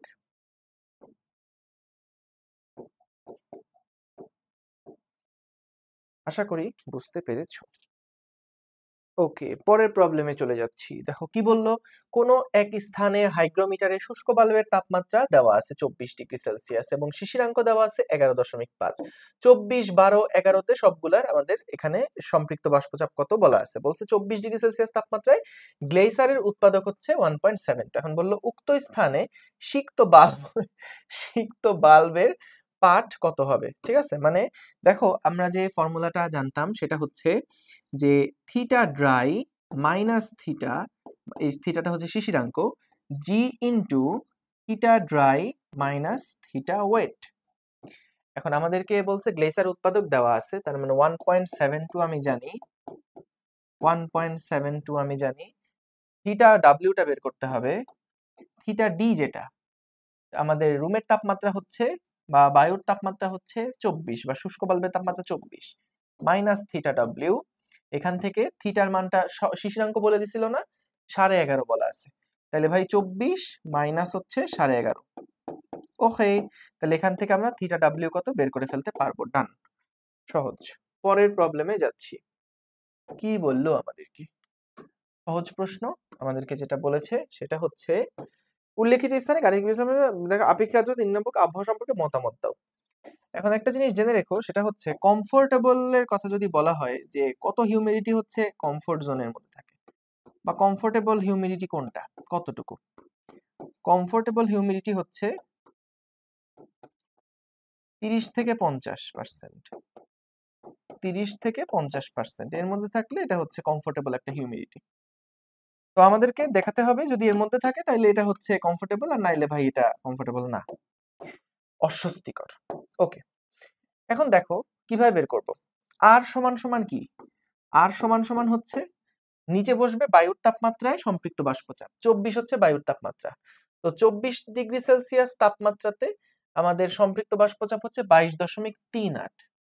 তাহলে নিচে বসবে হচ্ছে 22.38 ইন্টু 10⁻³ আর উপরে কি বসবে? আছে কতটুকু? আছে মানে হচ্ছে শিশিরাঙ্কে সম্পৃক্ত বাষ্পচাপ। শিশিরাঙ্ক 11.5, 11.5 সম্পৃক্ত বাষ্পচাপ কত এটা বের করতে হবে।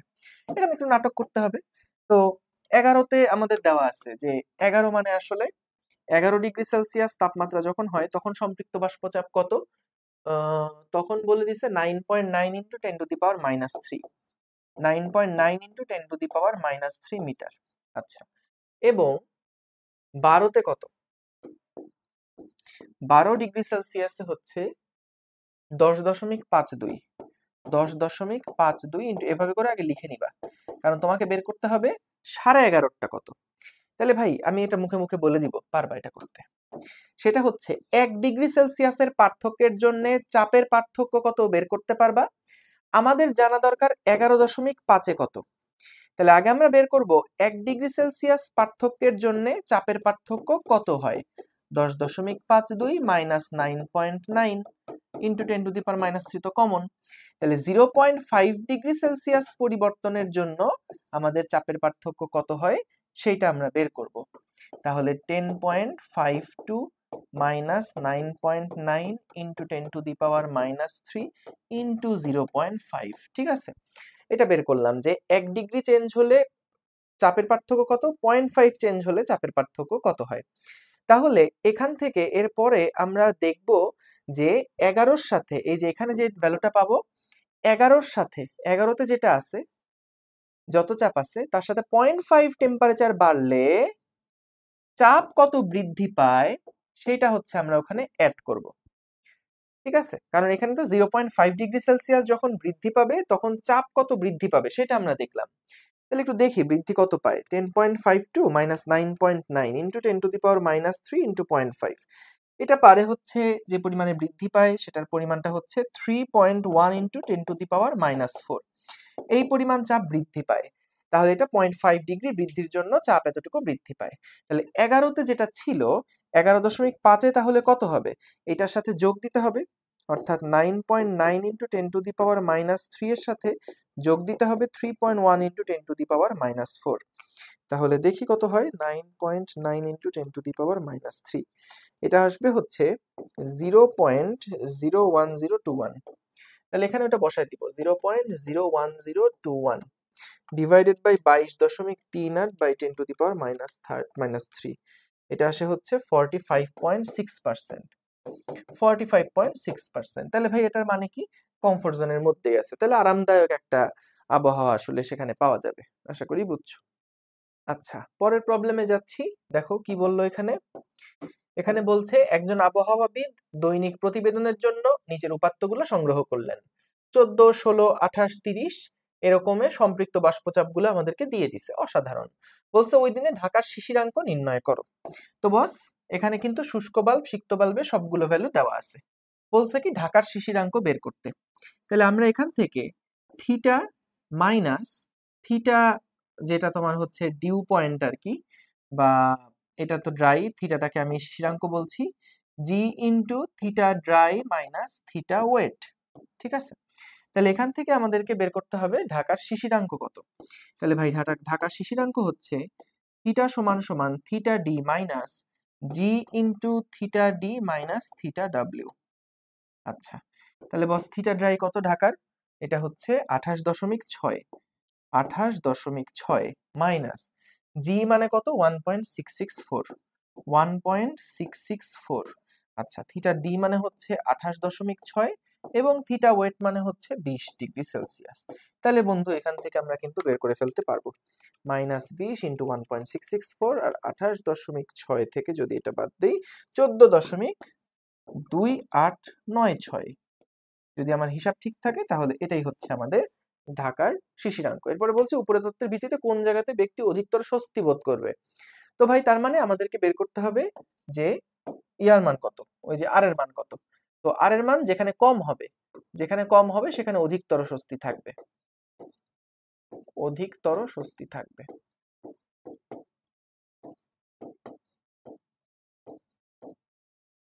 অধিকতর স্বস্তি, ঠিক আছে।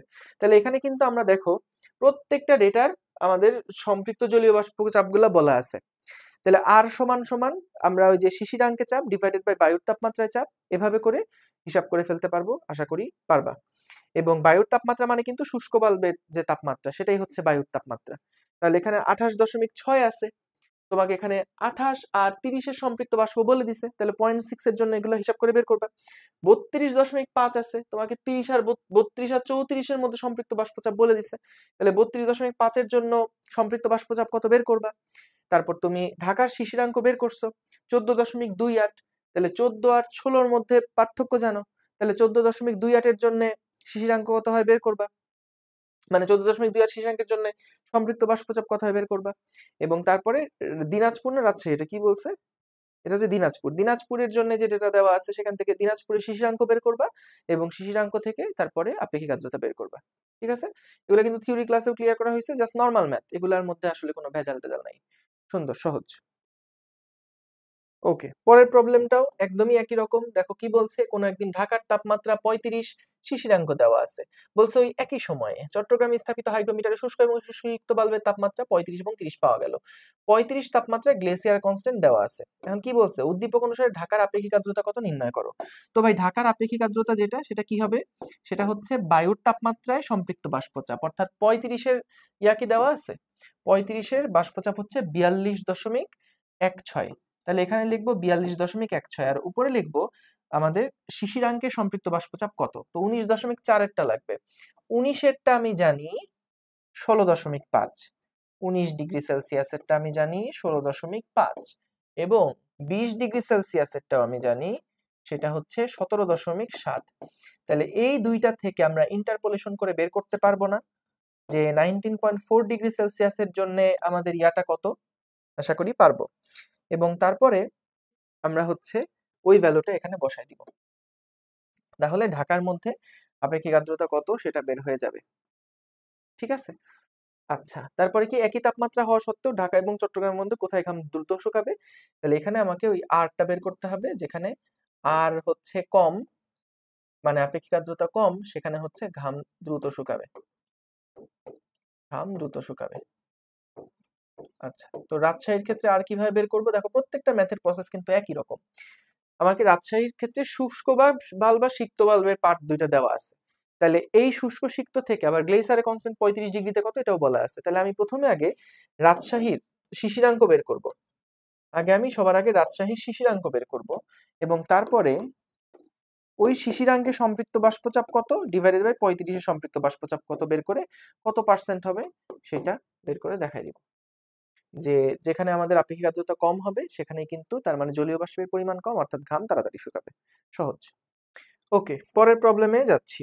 দেখো কি বললো, একটি হাসপাতাল কর্তৃপক্ষ সব সময় রোগীদের কেবিনের আপেক্ষিক আর্দ্রতা 46-এর কম রাখার চেষ্টা করেন, কিন্তু একদিন তাদের AC hello hello hello hello hello hello hello okay, কিন্তু একদিন তাদের এসি নিয়ন্ত্রণ ইউনিট ঠিকমতো কাজ করছিল না। কর্তৃপক্ষ লক্ষ্য করলো যে তাদের হাসপাতালে শুষ্ক এবং সিক্ত বাল্ব পাঠ দিচ্ছে যথাক্রমে এত এবং এত, গ্লেসারের কনস্ট্যান্ট 23-এর মধ্যে এত। খেয়াল করো গ্লেসার কনস্ট্যান্ট কিন্তু যদি দুইটা দেওয়া থাকে অবশ্যই শুষ্কের যেটা আসছে সেটা আমরা সূত্রের মধ্যে বসাবো। আর 10 আর 11 23-এর সম্পৃক্ত বাষ্পচাপ সবকিছু দেওয়া আছে, বলছে ওই দিনের শিশিরাঙ্ক নির্ণয় করো। তো ভাই শিশিরাঙ্ক বের করতে বলছে আগে।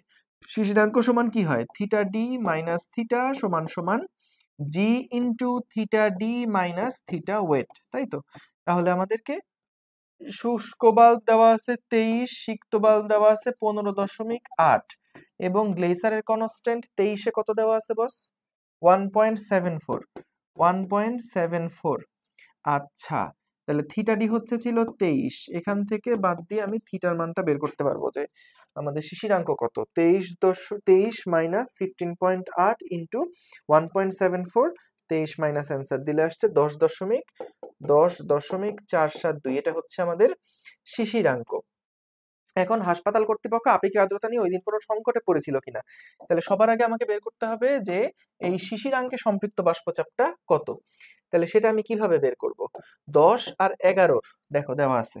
10-এর কত, 10 ডিগ্রি সেলসিয়াসের বাষ্পচাপ 9.2 মিলিমিটার, আর হচ্ছে 11 ডিগ্রি সেলসিয়াসের বাষ্পচাপ 9.865 মিলিমিটার। তাহলে ভাই দেখো তো 1 ডিগ্রির যখন পার্থক্য তখন আসলে চেঞ্জটা কত হচ্ছে।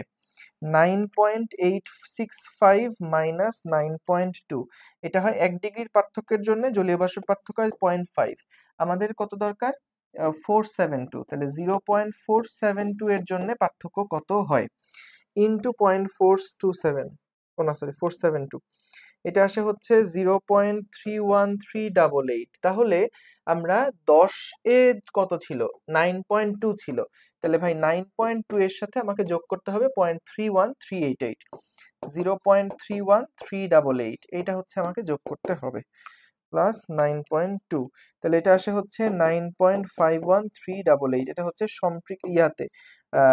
শিশিরাঙ্কে সম্পৃক্ত জলীয় বাষ্প চাপ, সেটা আমরা এখানে লিখলাম। এখন দেখতে হবে যে আমাদের বায়ুর তাপমাত্রা 23 ছিল, 23-এ সম্পৃক্ত বাষ্পচাপ কত ছিল? 23-এ সম্পৃক্ত বাষ্পচাপ ছিল 21.105, তাহলে ভাই 21.105 দেখা যাক এটা কত হয়।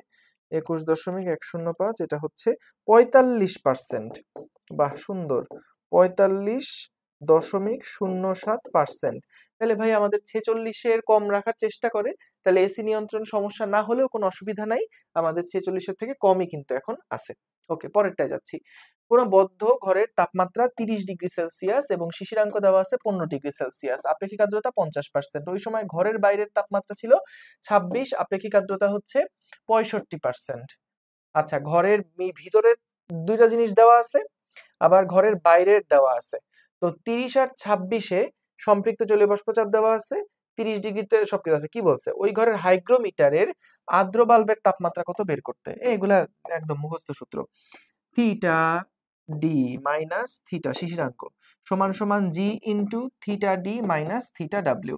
দেখো তো এখান থেকে আমাদের ঘরের ঘরের মধ্যে আমাদের তাপমাত্রা যেটা, এটা কিন্তু শুষ্ক যেটা সেটা, অর্থাৎ 30 মাইনাস থিটা সমান সমান 30-এ আমাদের ইয়া কত ছিল, গ্লেসার ইয়া কত ছিল, 30-এ ছিল 1.65, তাহলে 1.65 ইন্টু হচ্ছে 30 মাইনাস থিটা ডাব্লিউ কত ভাই, এটাই আমাকে বের করা লাগবে। না, হ্যাঁ, শিশিরাঙ্ক 15 বলা ছিল, তাহলে 30 মাইনাস 15, 30 মাইনাস 15, এটা কিন্তু শিশিরাঙ্ক, এই যে শিশিরাঙ্ক যেটা সেটা ঘরের মধ্যে। তাহলে এখান থেকে এই ওয়েট বাল্বের টেম্পারেচার কত সেটা আমি বের করলাম। এরপর কি বলছে, যদি ঘরের একটি জানলা খুলে দেওয়া হয় তবে জলীয় বাষ্প কোন দিক থেকে কোন দিকে প্রবাহিত হবে। খেয়াল করো, যেখানে আমাদের আপেক্ষিক আর্দ্রতা বেশি সেখানে কিন্তু বাষ্পচাপ বেশি। ভাই সবসময় প্রবাহিত হওয়ার যে ব্যাপারটা সেটা আসলে কি হয়, সেটা হচ্ছে বেশি চাপ থেকে কম চাপের দিকে যায়, সবসময় বেশি চাপ থেকে কম চাপের দিকে যায়। এখন দেখো এখানে প্রবাহিত হবে কে, নর্মাল বায়ু না বাষ্প? বাষ্প প্রবাহিত হবে। তাহলে আমাদের এখানে যেখানে বাষ্পচাপ যেখানে বেশি সেখান থেকে ফ্লো হবে বাষ্পচাপ যেখানে কম তার দিকে, বাষ্পচাপ যেখানে কম তার দিকে, বাষ্পচাপ যেখানে বেশি সেখান থেকে বাষ্পচাপ কমের দিকে কিন্তু প্রবাহিত হবে। তো ভাই এইখানে আমাদেরকে যেটা বললো, কি বলছে, আমাদেরকে বলতে হবে যে বাষ্পচাপ কোথায় বেশি, যেখানে বেশি পরিমাণ বাষ্প আছে, অর্থাৎ যেখানে আর্দ্রতা বেশি সেখানে হচ্ছে বাষ্পচাপ বেশি, আর যেখানে আর্দ্রতা কম সেখানে বাষ্পচাপ কম। ঠিক আছে, ওকে। তাহলে জলীয় বাষ্প কিন্তু 65 থেকে 50-এর দিকে যাবে, অর্থাৎ জানলা যদি খুলে দেওয়া হয় তাহলে বাইরে থেকে ভিতরে ঢুকবে, বাইরে থেকে ভিতরে ঢুকবে, কারণ বাইরে হচ্ছে 65% আর ভিতরে হচ্ছে 50%, তাহলে বাইরে থেকে ভিতরের দিকে আমাদের কিন্তু ইয়াটা যাবে। আচ্ছা, ওকে।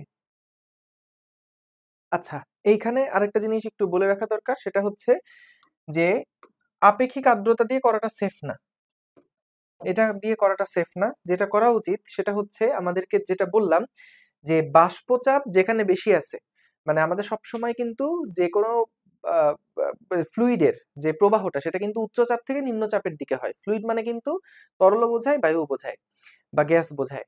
তাহলে যে কোনো ধরনের ফ্লুইডের যখন আমরা ফ্লো নিয়ে চিন্তা করব, সেই ফ্লো গুলা কিন্তু দুইটা মানে সবসময় উচ্চ চাপ থেকে নিম্নচাপের দিকে হবে। তাহলে আমাদের যেহেতু বাষ্পের ফ্লো এর কথা বলা হয়েছে, তাহলে বাষ্পচাপ যেখানে বেশি সেখান থেকে কম বাষ্পচাপ যেখানে আছে সেইটার দিকে ফ্লো হবে। তো তার মানে আমাদেরকে আসলে বের করতে হবে যে ঘরের ভিতরে বাষ্পচাপটা কত আর ঘরের বাইরে বাষ্পচাপটা কত, যেখানে বেশি সেখান থেকে কমের দিকে আমাদের বায়ুটা প্রবাহিত হবে। তাহলে আমরা সেটা একটু চলো হিসাব করি। ওকে, এটা একটু হিসাব করি। যেমন ঘরের বাইরে বাষ্পচাপটা কত, আমাদের ঘরের বাইরে, আচ্ছা ঘরের ভিতরে আগে হিসাব করি। ভিতরে, ঘরের ভিতরে আগে একটু হিসাব করি। দেখো ভাই, ভিতরে আমাদের আপেক্ষিক আর্দ্রতা কত ছিল? 50% ছিল। তাহলে 50% সমান সমান 30 ডিগ্রিতে সম্পৃক্ত বাষ্পচাপ কত? 30 ডিগ্রিতে সম্পৃক্ত বাষ্পচাপ হচ্ছে 31.83 এবং আমাদের বের করতে হবে যে মানে ওইখানে জলীয় বাষ্পচাপটা এখন কত আছে, এটা হচ্ছে আছে কত ডিভাইডেড বাই ম্যাক্সিমাম কত চাপ হতে পারে। তাহলে জলীয় বাষ্পচাপ এখন আছে কত, সেটা হচ্ছে 31.83 ইন্টু 50%, তাই না? তাইলে আমরা এখান থেকে বের করলাম ঘরের ভিতরে কাহিনী কি। এবার যদি বের করতে যাই ঘরের বাইরে কাহিনী কি, বাইরে কাহিনী কি, তাহলে বাইরে আমাদের চাপ কত, মানে সরি বাইরে আর্দ্রতা কত? 65%। আচ্ছা সমান সমান এখানে হবে সময় ঘরের বাইরে তাপমাত্রা ছিল 26, আমাদের আপেক্ষিক কত, সম্পৃক্ত বাষ্পচাপ কত? 25.25, 25.25। আর উপরে লিখবো যে আছে কত জলীয় বাষ্পচাপ। তাহলে জলীয় বাষ্পচাপ হবে 25.25 ইন্টু 65/100। এটাকে প্রাইম বলতেছি যেহেতু বাইরে। তাহলে ভাই এখান থেকে এটা কত আসে? 25.25 ইন্টু 65/100, এটা আসে হচ্ছে 16.4125। আর এখানে চাপ কত আসে?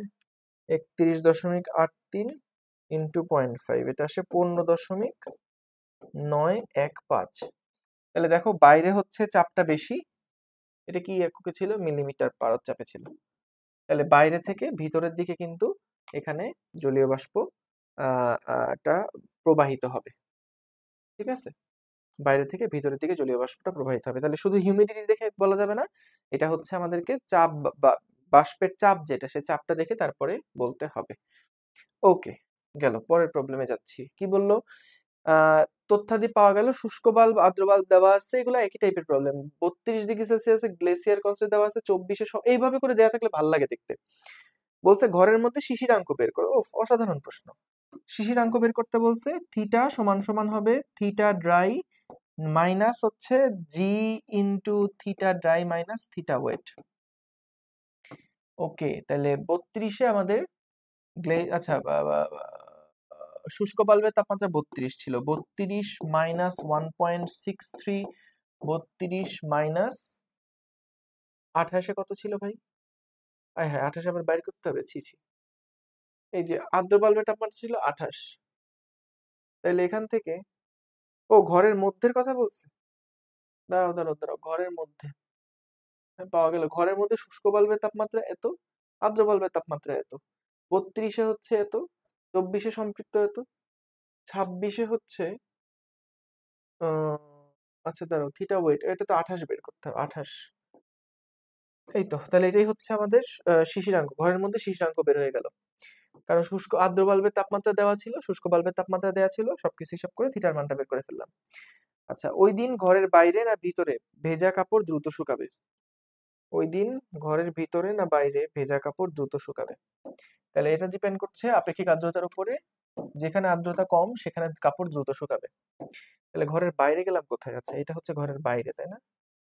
ওকে, আচ্ছা, বাইরে আপেক্ষিক আর্দ্রতা দেওয়া আছে, তাহলে আমাকে জাস্ট ভিতরে আপেক্ষিক আর্দ্রতাটা বের করতে হবে।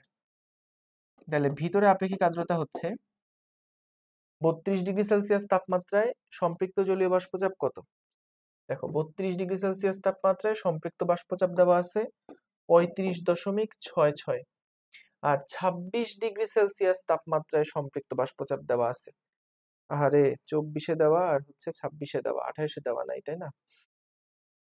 তাইলে ভাই কিছু না, আমার এখানে যেটা দেখতে হবে 24 থেকে যখন আমি 26-এ গেছি আমাদের এটা কতটুকু বৃদ্ধি পাইছে, মানে 2°C বৃদ্ধির জন্য আমাদের সম্পৃক্ত বাষ্পচাপ বৃদ্ধি পাইছে কত, 25.21 মাইনাস 22.38, 2.83 পরিমাণ বৃদ্ধি পাইছে।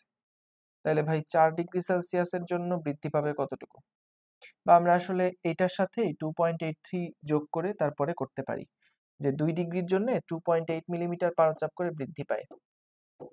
তো সেই জন্য 28 ডিগ্রিতে যেটা হবে, 28°C যে বাষ্পচাপটা পাওয়া যাবে সেটা হচ্ছে 26-এ আমরা যেটা পাইছি তার সাথে 2.83 যোগ দিয়ে দিব, 25.21 এর সাথে 2.83 যোগ দিয়ে দিব, তাহলে 28.04। তাহলে এখানে আসে 28.04 ডিভাইডেড বাই 35.66 ইন্টু 100, এটা আসে 78.63%। 78.63%, এটা হচ্ছে ঘরের ভিতরে। তাহলে সেক্ষেত্রে ঘরের ভিতরে তাড়াতাড়ি শুকাবে, ভিতরে তাড়াতাড়ি শুকাবে।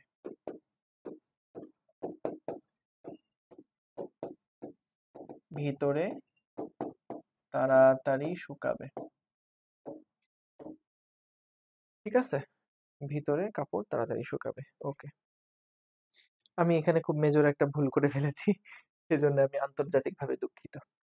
দেখো ভাই, এখানে আগে আমাকে, এটা তো আমি দেওয়া আছে আর্দ্র বাল্ব হচ্ছে 28, আমার কি 28-এর সম্পৃক্ত বাষ্পচাপ উপরে কখনো বসাতে হয়?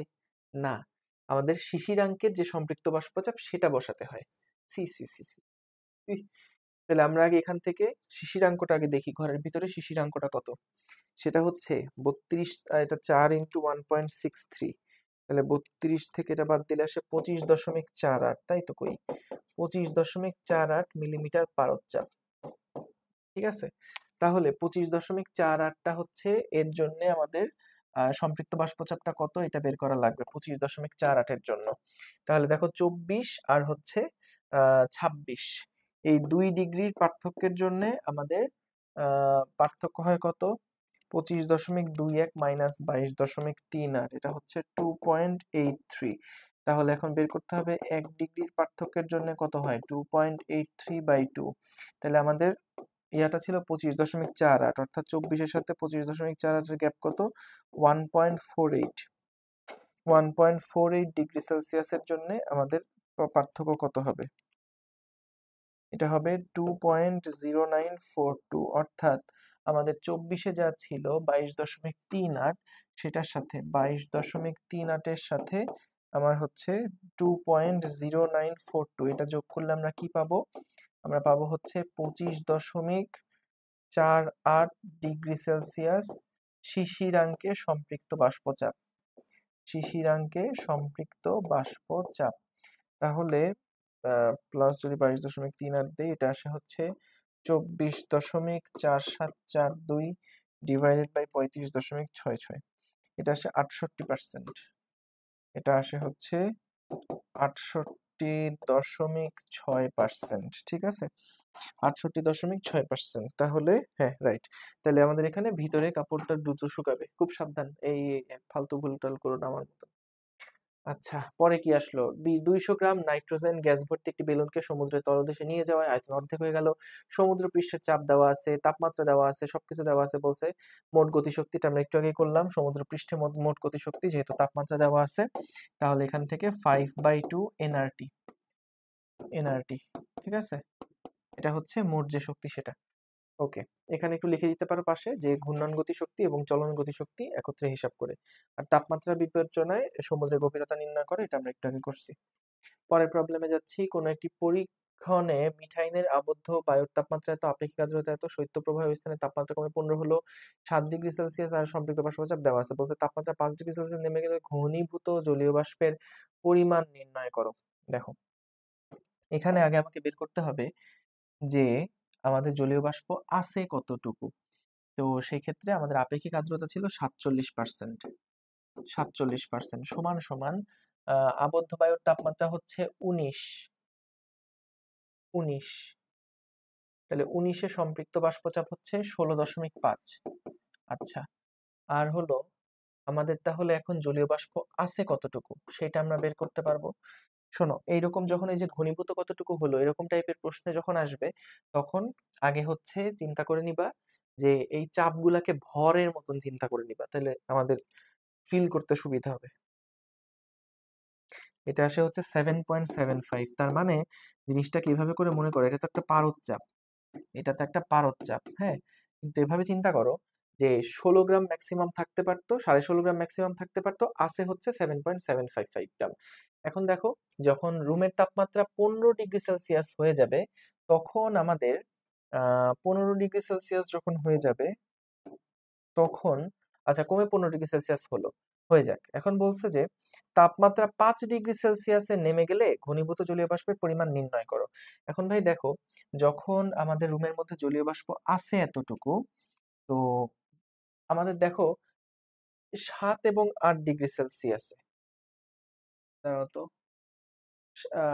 7 ডিগ্রি সেলসিয়াস এবং 8 ডিগ্রি সেলসিয়াস এবং 19 ডিগ্রি সম্পৃক্ত বাষ্পচাপ হচ্ছে দেওয়া আছে। ওই স্থানের তাপমাত্রা কমে এত হলো 7, 8 এবং 19 ডিগ্রি সেলসিয়াস তাপমাত্রায় সম্পৃক্ত বাষ্পচাপ 7.5, 8.2 এবং 16.5 পারমাণবিক চাপের সমান। আচ্ছা, এখন দেখো আমরা এখানে বের করলাম যে আমাদের জলীয় বাষ্প আসলে আসলে আছে কতটুকু। আমাদেরকে বের করতে হবে 5 ডিগ্রি সেলসিয়াস তাপমাত্রায় ম্যাক্সিমাম থাকে কতটুকু, বা তাপমাত্রায় সম্পৃক্ত চাপটা বের করতে হবে। সম্পৃক্ত চাপটা বের করতে হবে মানে বিষয়টা এরকম যে মনে করো আমাদের মানে রুমের মধ্যে জলীয় বাষ্প থাকতে পারে 20 গ্রাম। এখন আমাদের জলীয় বাষ্প আছে 25 গ্রাম, তাহলে কিন্তু 5 গ্রাম হচ্ছে বাষ্প হয়ে যাবে। তো সেক্ষেত্রে আমাদের জলীয় বাষ্প আছে মনে করো এত গ্রাম, 5 ডিগ্রিতে সম্পৃক্ত চাপ কত এটা বের করা লাগবে। তো এই ক্ষেত্রে আসলে আমাদেরকে 7 এবং 8-এর জন্য 7 ডিগ্রিতে বাষ্পচাপ হচ্ছে 7.5, আর 8 ডিগ্রিতে বাষ্পচাপ হচ্ছে কত, 8.2। 8.2, তাহলে 1-এর জন্য পার্থক্য হচ্ছে কত, 8.2 মাইনাস 7.5, 0.7 করে হচ্ছে। তাহলে 7-এর থেকে 5 কত, 2 ডিগ্রি, তাহলে সেক্ষেত্রে হবে 1.4 ডিগ্রির পার্থক্য হবে, অর্থাৎ কমবে 1.4, মানে হচ্ছে 5 ডিগ্রিতে পাওয়া যাবে 6.1। জাস্ট ইন্টারপোলেশন করলাম, ঐকিক নিয়ম যে 1-এর পার্থক্যের জন্য এটার পার্থক্য কত হয়, তাহলে 2 ডিগ্রির পার্থক্যের জন্য কত হবে, 7 থেকে 5-এ গেলে 6.1 থাকে।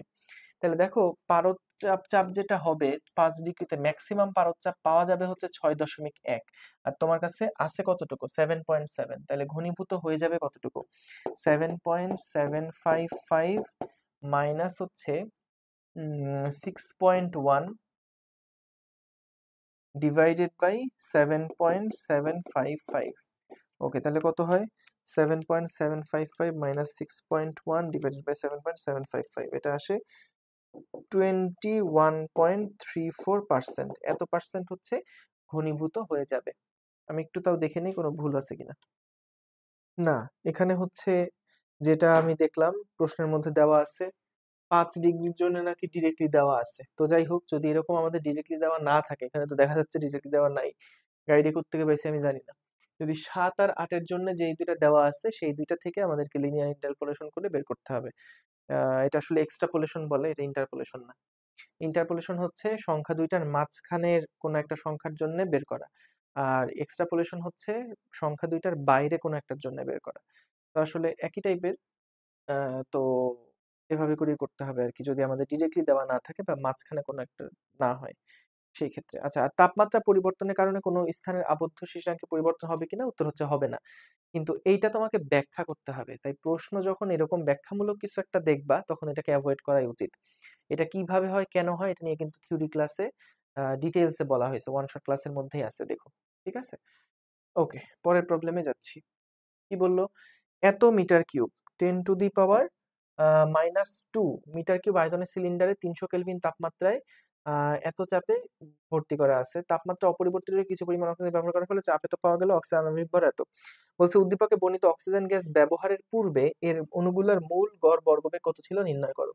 খেয়াল করো আমাদের এখানে টেম্পারেচার দেওয়া আছে সিলিন্ডারের, তাহলে সেক্ষেত্রে 3RT বাই এম, CRMS যেটা সেটা সমান সমান সিম্পল হবে হচ্ছে 3RT মানে হচ্ছে 300 কেলভিন ডিভাইডেড বাই এম মানে অক্সিজেনের জন্য যেটা হয় সেটা গেল।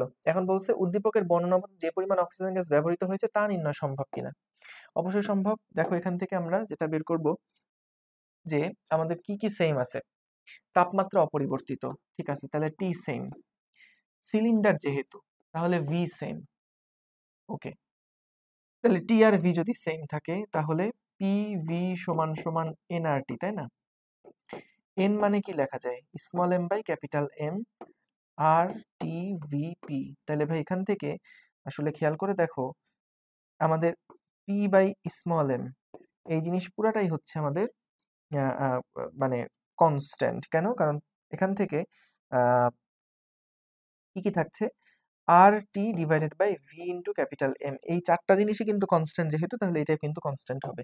তাহলে আমরা আসলে বের করতে চাই যে আদি চাপ দেওয়া ছিল, শেষ চাপ দেওয়া ছিল, তাই না? তাহলে ভাই P1 বাই M1 সমান সমান হচ্ছে P2 বাই M2, এটা সমান হবে। তাহলে আমরা একটা কাজ করতে পারি যে হচ্ছে P2 বাই P1 সমান সমান হচ্ছে M2 বাই M1।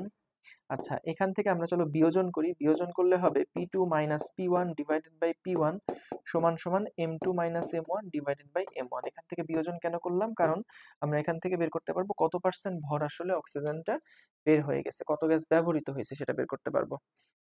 ঠিক আছে, ঠিক আছে, এটা বের করা যাবে।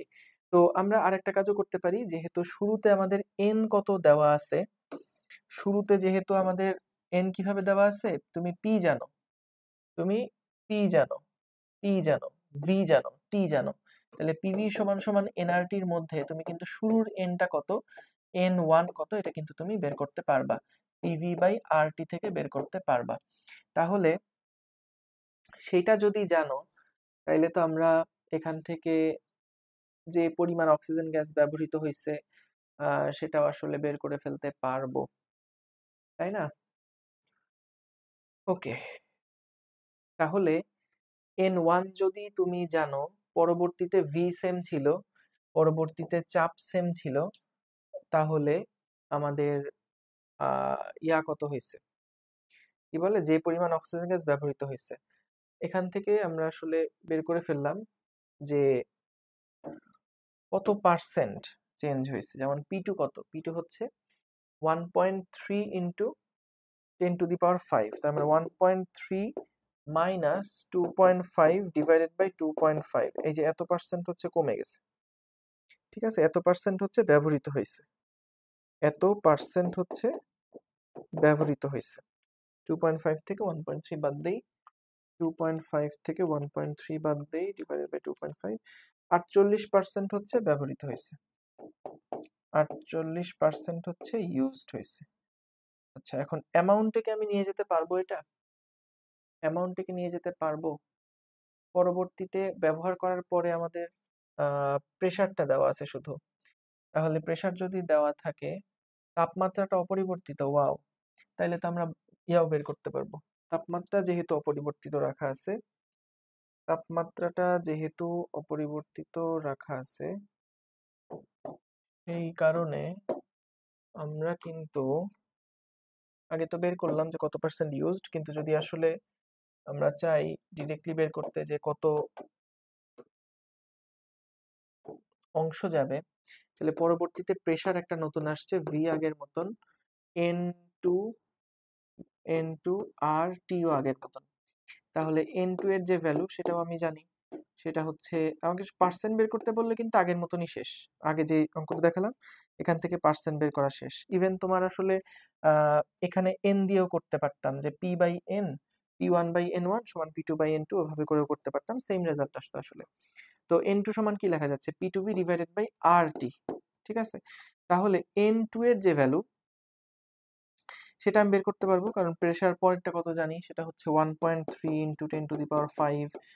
তাপমাত্রাটাকে অপরিবর্তিত রাখা হয়েছে 300 কেলভিন, আর হচ্ছে 8.314 ইন্টু, সরি এটা তো ভলিউম ছিল, ভলিউম তো যাই হোক আগের মতনই থাকবে 10⁻⁻², কারণ ভলিউম চেঞ্জ হবে না, আর টেম্পারেচার হচ্ছে 300। তাহলে এখান থেকে N2 এর ভ্যালুটা বের করে ফেলতে পারলাম, এবং N1 কত সেটা তো আগেই জানি, তাহলে কত মোল ব্যবহৃত হলো সেটা বের হয়ে যাবে, কারণ N1 সমান সমান কিন্তু P1V ডিভাইডেড বাই RT। তাহলে এখান থেকে N1 জানি, N2 জানি, এরপর আমি ডেল্টা N বের করে ফেললাম যে N1 মাইনাস N2 কত হয়, ঠিক আছে। এবং যত মোল এখানে ব্যবহৃত হয়ে যাবে ততকে আমরা 32 গ্রাম পার মোল দিয়ে গুণ দিয়ে বের করে ফেলতে পারবো কত গ্রাম আসলে ব্যবহৃত হয়েছে।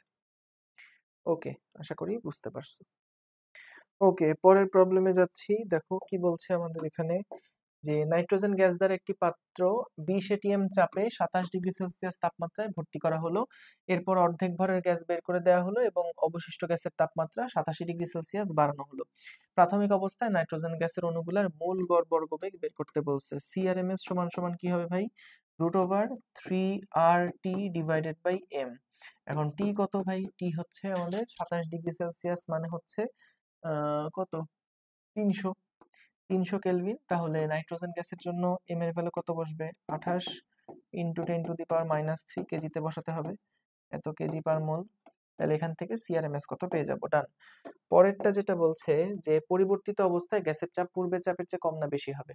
খেয়াল করো, পিভি সমান সমান এনআরটি ছিল, এনআরটি, এন মানে আমরা লিখতে পারি small M by capital M into RT, আর এখানে আছে হচ্ছে পিভি। তো ভাই এখান থেকে আমাদের একটা পাত্র আছে, পাত্র থেকে অর্ধেক ভরের গ্যাস বের করে দেওয়া হলো, অবশিষ্ট গ্যাসের তাপমাত্রা 87 ডিগ্রি সেলসিয়াস বাড়ানো হলো। তার মানে দেখো এখানে আসলে কনস্ট্যান্ট আছে কারা কারা, আমাদের কিন্তু একটা পাত্র, যেটা পাত্র কিন্তু আগের মতন আছে, তাহলে পি চেঞ্জ হচ্ছে, তারপরে এম চেঞ্জ হচ্ছে, তারপরে টি চেঞ্জ হচ্ছে, কিন্তু আর বলো, ভি বলো, এম বলো, তারা কিন্তু সেম আছে। তাহলে P2 সমান সমান আমরা লিখতে পারবো, P2 সমান সমান আমরা লিখতে পারবো P1 into M1, sorry P1 into M2 T2 divided by M1 T1। Okay, তাহলে ভাই দেখো P1 মানে কত, P1 মানে কত, P1 মানে হচ্ছে প্রেসার 1 কত ভাই, এটা কি বলা আছে, 20 atm চাপ বলা আছে, তাহলে দিলাম 20। আচ্ছা, ভর কত, M2 বাই M1, আমাদেরকে বলছে যে অর্ধেক ভরের গ্যাস বের করে দেওয়া হলো, তাহলে ফাইনাল যে এমটা সেটা কিন্তু M1 এর অর্ধেক, M1 এর অর্ধেক, তাহলে M2 বাই M1 এটার মানে হচ্ছে 1/2, সরি 1/2, আর T2 যেটা, টি ফাইনাল যেটা, সেটা 87 ডিগ্রি সেলসিয়াস বাড়ানো হয়েছে। তাহলে ভাই 273 এর সাথে 87 বৃদ্ধি করলে কত হয়, 360, আর আগে কত ছিল, 27 ছিল, তাহলে ছিল 300।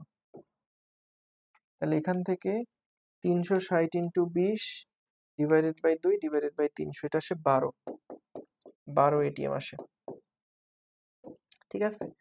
তাহলে চাপ পূর্বের চাপের চেয়ে কম না বেশি, এটা তো বের করে ফেললাম, আগের চাপের থেকে কমে গেছে। ওকে, সো এই ছিল আমাদের এই আদর্শ গ্যাস এবং গ্যাসের গতিতত্ত্ব অধ্যায়ের CQ solving class. Thank you সবাইকে, দেখা হবে ইনশাল্লাহ সেকেন্ড পেপারে তাপগতিবিদ্যা অধ্যায়ে। আল্লাহ হাফেজ।